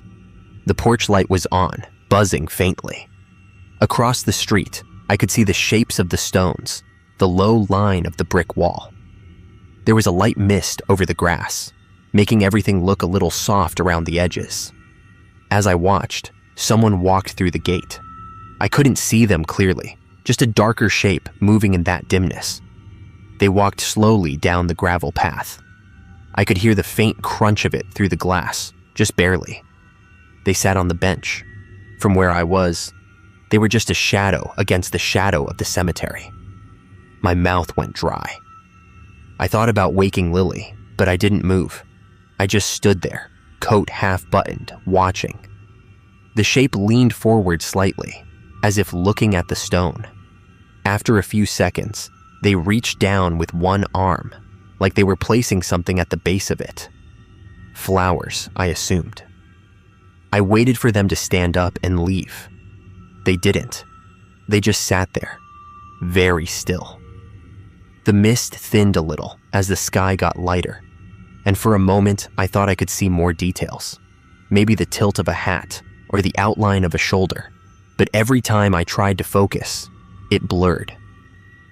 Then the porch light flickered, the way it does sometimes, once, twice.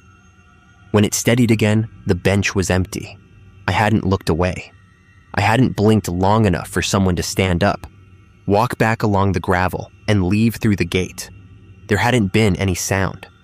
Just me, standing there with my heart hammering, staring at an empty bench and a grave with something small and bright at its base. I could have told myself I imagined it. Maybe I did. That's the thing that bothers me the most, that I don't trust my own memory now. I went into the kitchen, made my coffee, went to work. I filed claims, answered emails, nodded along in a boring meeting. All day, the image of that figure sitting on the bench stayed in the back of my mind, like a smudge on a window you can't quite wipe clean. I didn't go into the cemetery that day, or the day after. I don't go in there much at all anymore. I walk past it, I look at it, I listen to the way the wind moves the leaves around the stones, and I feel the weight of all the small, strange things I've tried so hard to explain. I still find my keys in places I don't remember leaving them. The porch light still comes on for no reason. Sometimes, late at night, I hear someone say my name from down the hall in a voice that sounds a little like mine and a little like someone else. I've stopped asking Lily if she hears it too. She's sleeping badly, I can tell. We're both getting through our days, going to work, paying rent, pretending it's just an old house and an old cemetery and a tired mind. That's easier than any other answer. I don't know what the records in that office really say about this lot. I don't know who sat on that bench the other morning, or if they were ever really there. I tell myself there are always logical explanations, even if I'm not smart enough or patient enough to find them. That's what I hold on to. But every few days, when I look out the front window, there's something new resting at the base of that one old stone. Wildflowers, or a small bunch from a garden, or once a single white rose. No matter the weather, no matter the season, they never seem wilted when I first notice them. They're always fresh. The flowers on that grave are always fresh. My name is Trevor, and I'm from Madison, Georgia. I always feel weird saying that like it explains everything, but I guess it kinda does. Madison's one of those small towns people drive through on their way somewhere else. We've got the old square, a couple of churches with white steeples, some oak trees that look like they've seen every bad decision this town ever made. It's quiet most nights. You can hear trains way out past the highway, dogs barking on streets you don't even know by name, stuff like that. I rent this small one-story house just off a side road. Brick front, sagging porch, screen door that never really shuts unless you tug it twice. The main thing is what's across the street. There's a modest old cemetery right there. Not huge, but not tiny either. It takes up the corner lot and stretches back farther than you think when you first look at it. It's been there since the 1870s, or so they say. Near the road, it looks kinda nice. Grass cut, gravel path, a low brick wall that runs along the front and then climbs up the sides. There's a decorative iron gate in the middle, painted black but flaking. Past the first row or two of graves, it starts to get tangled, like the lawnmower guy just gave up one day and never went past the big oak. Back there, it's all tall grass and ivy, stones leaning, some of them half sunk. There's one grave set off by itself, close to the right-hand side wall, and there's a stone bench facing that one grave, like somebody built it just for that spot. I didn't pick the house because of the cemetery. Honestly, I picked it because it was cheap and 15 minutes from where I work. I'm an insurance adjuster, not the kind of job kids dream about, but it pays okay. I spend most days at a desk or driving to look at dented fenders, broken windows, busted roofs after storms. It's paperwork, photos, talking people through stuff when they're stressed. I don't live there alone. My cousin Marcus moved in about a year after I did. We grew up together, kind of on and off.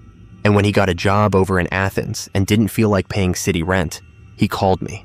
Now he's the cousin who moved for a job whenever I talk about him. He's the laid-back one. Graphic designer, works from his laptop half the time. He calls the cemetery our free soundproofing and says the neighbors are quiet and well-behaved. That's his usual joke. Most evenings are pretty simple. I come home, kick off my shoes by the door, sit on the porch with a beer, and just let my brain quiet down. Marcus will be inside with his headphones on, or he'll come out and sit on the top step, staring at the cemetery like it's a TV show. We listen to the insects get louder as it gets dark, hear the buzz of the streetlight kicking on, the creak of the wood porch when one of us shifts. The air smells like pine needles and sometimes like cut grass from the lot down the street. At first, the cemetery was just there, like a painting someone hung across from the house. The small headstones in neat rows near the front, a few taller monuments with angels and crosses, dates worn soft. The gravel path right inside the gate, the crunch of it under the groundskeeper's boots when he'd come by once every week or two. He's an older guy with a ball cap, always nods but never really talks. In the mornings, if I leave early, I'll see low fog between the stones, white breath hanging above the ground. Church bells ring from somewhere beyond the trees at the top of the hour.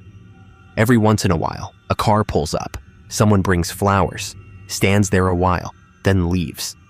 It felt normal, sad sometimes, but normal. I got used to noting small things without really thinking about them. The way the wind pushed leaves along the brick wall, the way the porch light on our house flickered if the air felt damp, how the screen door always made that same dragging sound when it closed. I'd hear chipmunks scurrying along the fence line, chattering, then suddenly going quiet if a hawk passed overhead. Little everyday noises. If you'd asked me back then, I would have said it was a pretty peaceful place to live. Kind of strange, sure, being right across from a cemetery, but you adapt. People can get used to anything. The first thing that stuck out was the flowers. One Saturday morning in early spring, I came out with my coffee and sat on the porch like always. The light was still thin, gray-blue, and the street was empty. Across the way, on that one grave set apart near the right-hand wall, there was a vase of bright yellow flowers. Looked fresh. Not from the grocery store either, more like someone had cut them from a yard. Daffodils or something like that. I don't know flowers by name. I don't remember ever seeing anyone visit that grave. I noticed people go to the main rows sometimes, or to the cluster of family plots near the big oak, but that one off to the side always seemed alone. No decorations, no flags, nothing. It just sat there, half tilted, name half hidden under moss.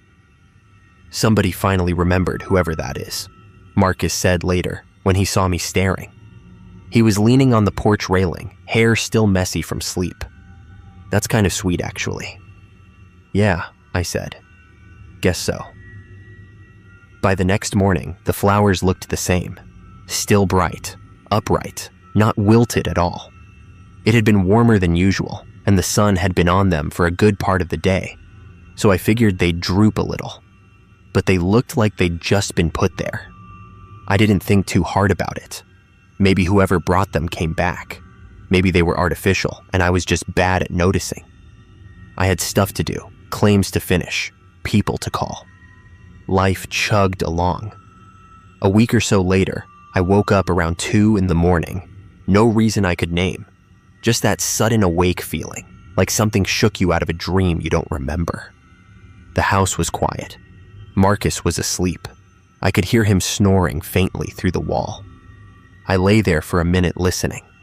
The old wood creaked in that slow, settling way. Somewhere outside, a dog barked once, then stopped. The radiator knocked once and went silent. Then I noticed a softer sound. A light crunch, crunch, crunch, like someone walking on gravel. The cemetery. I told myself it was the groundskeeper or somebody cutting through.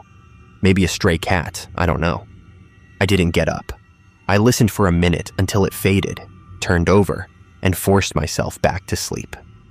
The next day, around lunch, Marcus said, "You ever hear people out there at night?" I looked up from my sandwich. "What, like last night?" "Yeah," he said. I woke up and thought somebody was on the path. I almost checked, but I don't know. Felt dumb. We don't own the view, I guess. It's a public cemetery, I said. People can go in if they want. Some folks visit late. Avoid the daytime, I guess. He shrugged and changed the subject. That was how it started. Small things. Maybe nothing if you look at each one alone. The gate across the street started swinging open more often. Before all that, it was almost always shut, unless the groundskeeper's truck was parked nearby. But some evenings, I'd come home and see it standing open just enough, like someone had slipped in and forgotten to close it behind them. The wind can do that, sure. One corner of the gate is a little crooked, doesn't latch right. Still, I got in the habit of watching it. Sometimes I'd be on the porch, and the air would be still. No branches moving, no plastic bags tumbling along the gutter. Nothing. And the gate would move just a little, like a hand nudging it. Then it would stop. A couple of times my motion light by the front door would click on by itself, shining right toward the cemetery. I'd open the door, step out, and see nothing.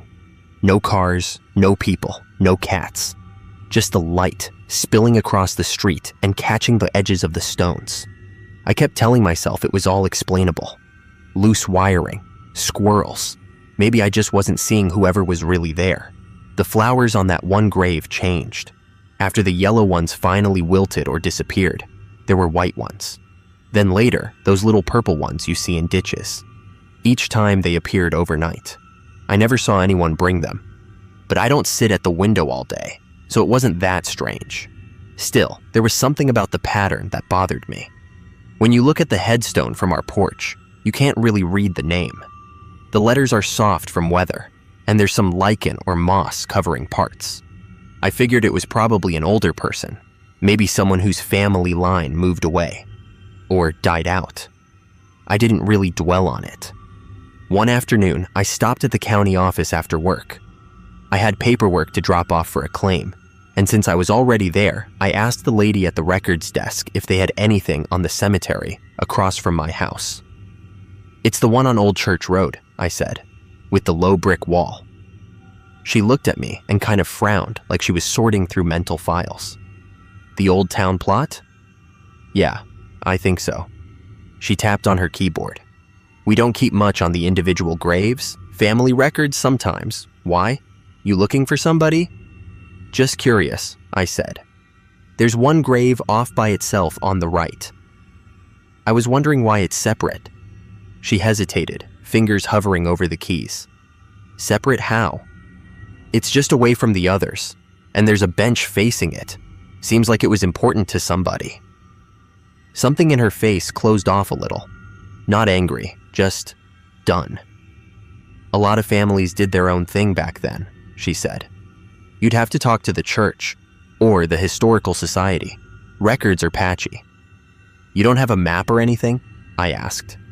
"If we do, it's not digitized, and I'm about to go on lunch," she said, checking the clock. "Sorry, try the historical society. They love that stuff." She smiled like she was being polite, but there was this quick flick of her eyes, like she wanted me out of the conversation. I let it go. I had other things to do, and I felt silly pushing it. "It's just a grave," I told myself. "People get buried in weird spots all the time. Maybe there was some family drama 100 years ago. Not my business." The air around our place started feeling colder in the evenings, even when the forecast said it would be mild. I'd step out on the porch in a t-shirt and get that sudden chill, like someone opened a fridge door nearby. The hair on my arms would lift for a second. Then it would pass. The porch light would flicker, quiet, like it wanted to say something.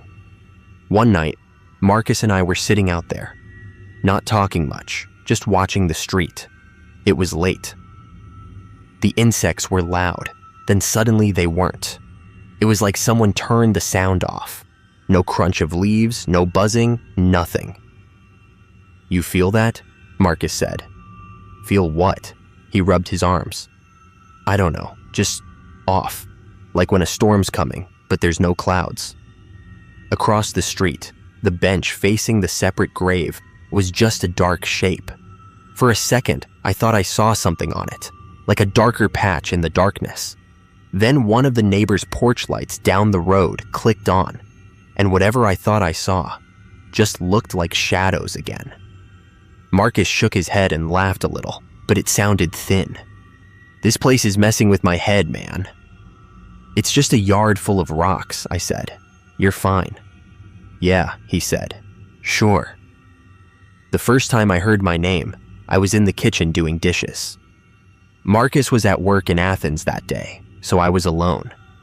The afternoon sun was coming in all yellow through the window. I had the faucet running, plate in my hand, when I heard it from the back of the house. "Trevor?" Just like that. Neutral. Not scared, not urgent, just calling. I turned off the water, listened. "Yeah," I yelled back. Nothing. I dried my hands and walked through the hallway. The bedroom doors were open. Bathroom light off. Back door closed, deadbolt latched. The house was quiet. I could hear the faint sound of a lawnmower a couple of streets over, but that was it. I checked my phone. No missed calls, nothing like that. I told myself it was the TV in the other room. Except the TV wasn't on. That night, Marcus came home and dropped his bag by the couch. "You call me earlier?" he asked. "No," I said. "Why?" He frowned. "Heard you say my name from the hallway when I was getting ready. Thought you were back early, but you weren't here." We looked at each other for a second, then both looked away, like we'd seen something awkward, not scary. "Old house," I said. "Weird acoustics." "Yeah," he said. "Weird acoustics." A few days later, it rained hard.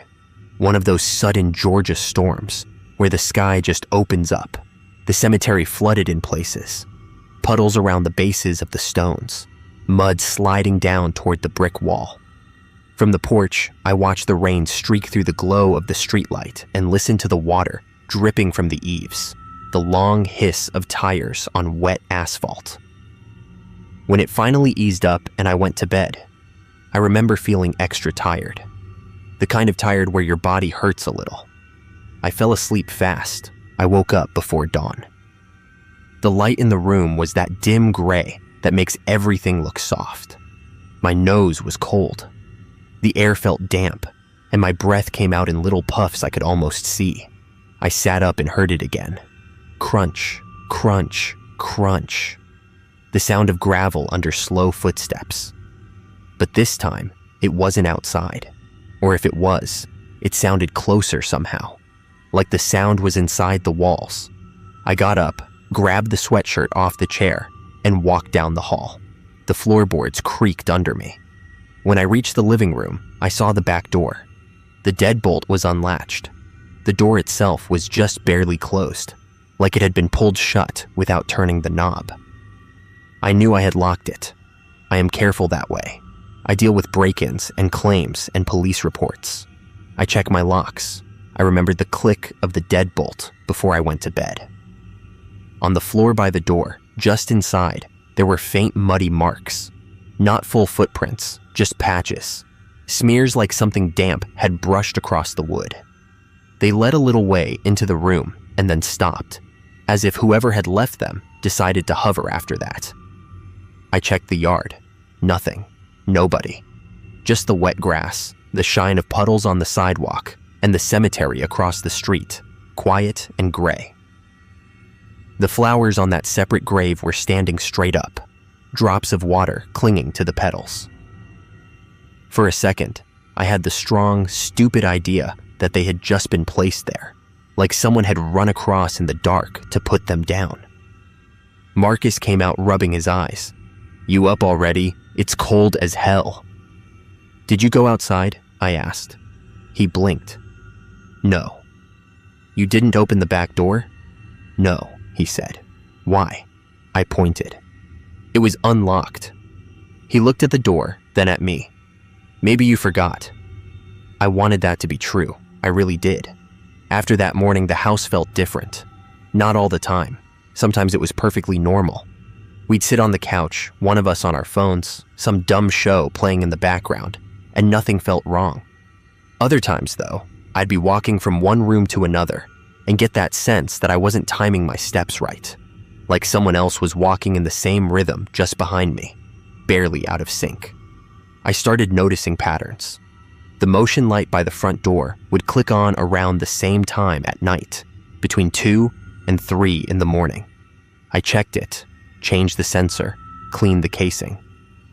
It kept doing it. Most nights I slept through it, but a few times I woke up right as it clicked on. There's a particular popping sound it makes, and somehow my brain learned that noise and decided it was important. I'd open my eyes, stare at the ceiling, and know the light outside was shining straight at the cemetery, catching the tops of the stones, the bench, the separate grave by the wall. One Sunday, after church traffic died down and the street got quiet again, I went across to the cemetery. I hadn't done that since moving in. It felt like crossing a line I'd been unconsciously respecting.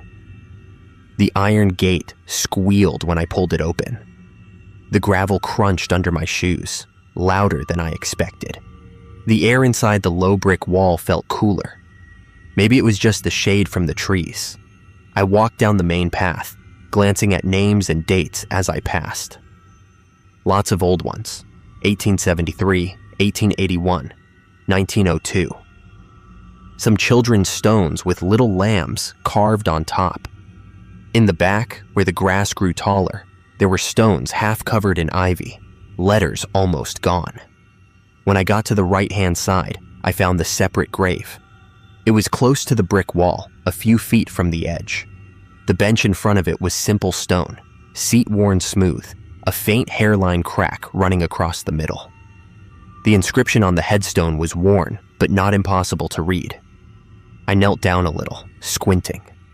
I traced the letters with my eyes, picking them out one by one. Eli T. Caldwell, 1874 to 1897.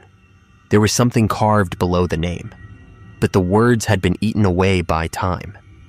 I could make out the beginning of beloved and not much else. Caldwell. It was a common enough name around here. There was a Caldwell Road on the other side of town, Caldwell's Hardware on the square. I didn't think much of it until I stood up and turned around.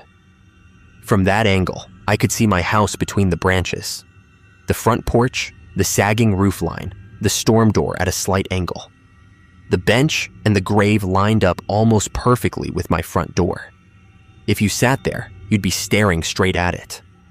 On the way out, I heard another crunch behind me and turned, half expecting somebody to be there. There was nobody, just the bending of grass, a crow calling from somewhere high up, and then silence when it flapped away.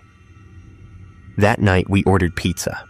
The delivery guy, some kid with a Braves cap, handed it off and glanced past me. "You live right across from that place?" he asked. "Yeah," I said. "Kind of hard to miss." He laughed once. "My grandma wouldn't even drive down this road after dark. Says she remembers when they dug those back plots." "Which ones?" I asked.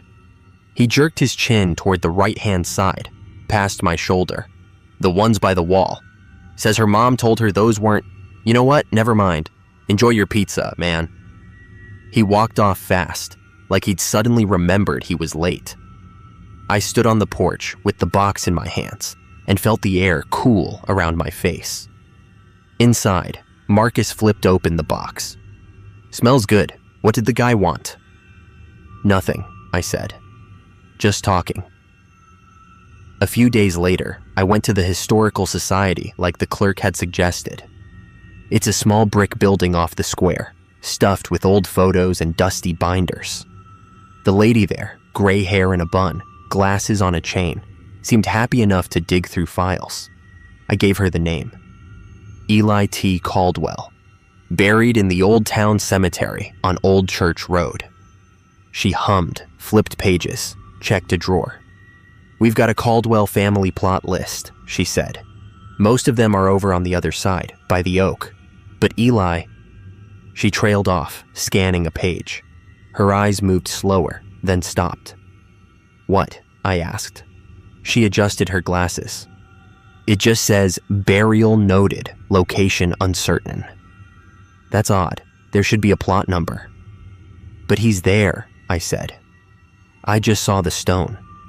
She looked up at me, then back down at the paper. We've had some record issues over the years. Floods, fires, things moved. Sometimes the stones aren't where the records say they are. She closed the binder. Anyway, is he a relative of yours? No, I said. I just live across the street. Oh, she said, and then, a little softer. Some of those graves aren't what people think they are. Oral history and all that. Best not to worry too much about it. I felt something tighten in my chest. What does that mean? She gave me a polite museum smile. It means our records are incomplete, that's all. I didn't press her. I was tired, and it suddenly felt like a lot of work to force an answer out of someone who didn't really want to give it. That night, Marcus stayed late in Athens, working on a project. I had the house to myself. Rain was in the forecast again, but it hadn't started yet. The air felt heavy, like you could push it with your hand. I made myself some tea, took it to the living room, and sat with the lights low. Outside, the streetlight hummed. I could see the pale shapes of headstones when cars passed now and then, their headlights dragging across the cemetery like a flashlight beam. I must have dozed off because I remember opening my eyes and not knowing what time it was. The TV had gone to its quiet blue menu screen. The house was dark aside from that. My tea was cold. For a second, I didn't hear anything. Then, from the hallway, I heard footsteps. Not loud, but clear. One after another, slow, like someone walking barefoot on the wood floor. The boards creaked in places I knew by heart. Bedroom doorway, bathroom. That soft spot near the linen closet. Marcus, I called. The footsteps stopped. I stood up, heart beating faster now, but still trying to stay calm. Hey, you home? No answer. I picked up my phone, turned on the flashlight, and walked toward the hall. The beam shook a little in my hand. The shadows jumped when I moved it. The doors were all open, the rooms empty. The back door was closed and latched tight. As I stood there, in that narrow space between the bedrooms, I realized the air felt colder again. That same fridge door feeling, only stronger. I could see my breath in the faint light from the phone. Behind me, from the living room, I heard my own voice. Trevor. Just that, my name, said exactly the way I say it. Same tone, same little drop at the end. I turned around so fast the light blurred. There was nobody there. The couch, the coffee table, the dark TV, the front window showing a slice of the street. Outside, the motion light clicked on with that soft pop, and light washed over the front yard, the street, the low brick wall, and the cemetery beyond. I walked to the window. The bench across the street was empty. The flowers on Eli Caldwell's grave were white this time, small and tight, like someone had just set them out for a funeral. They almost glowed in the stark motion light. My phone buzzed in my hand. I flinched and nearly dropped it. It was a text from Marcus, running late. You good? I stared at the screen for a second, then typed back. Yeah, fine. I stood there until the motion light timed out and the yard fell back into darkness. Later, lying in bed, I thought about the way my name had sounded. It wasn't an echo. I know what my voice sounds like bouncing off walls. This had the slight delay of someone else deciding to say it. The next day, I went up into the attic. I don't know why, exactly. The idea just sat in my head all morning at work, humming. I wanted to see what had come before us. Old houses collect paper, and I wanted to know if any of that paper would make me feel better. The attic was low and hot, even though the day wasn't that warm yet. Dust floated in the thin beams of light from the vents. I opened a few old boxes that had been there before I moved in. Most of it was junk, rusted curtain rods, a broken lamp, a stack of phone books from 10 years ago. Near the back corner, there was a flat box with some file folders, neatly stacked. Old lease agreements, receipts, that kind of thing. The house had changed hands a few times. I flipped through, more out of habit than real interest, until one of the papers made me stop. It was an insurance policy from the 1980s, the kind with the thick paper and typewriter font. The policyholder's name was printed near the top. Marcus E. Caldwell. Not my cousin. Different middle initial, different address, but the last name made my stomach drop a little. On the second page, in faded ballpoint pen, someone had scribbled a note in the margin. Caretaker's house. Do not move him. The pronoun was underlined twice. I sat there a long time, the paper getting damp in my hands from sweat. A train horn sounded faint and far away, the way it always did, but it felt closer somehow. I told myself Caldwell was just a common name, that the note could refer to anyone, that the caretaker might have lived somewhere else before, and the paper just ended up here. It was all probable, possible, logical. But none of those explanations felt like they were actually landing anywhere. I put the papers back in the box, climbed down, and closed the attic door. That night, I locked the back door. I checked it twice, hand on the cold metal of the deadbolt. I went to the front door, did the same. I walked through the house, turning off lights, hearing the wood give those small, familiar pops and groans. When I turned out the last light and the house went dim, I heard footsteps again. Slow, measured, from the back of the house toward the front.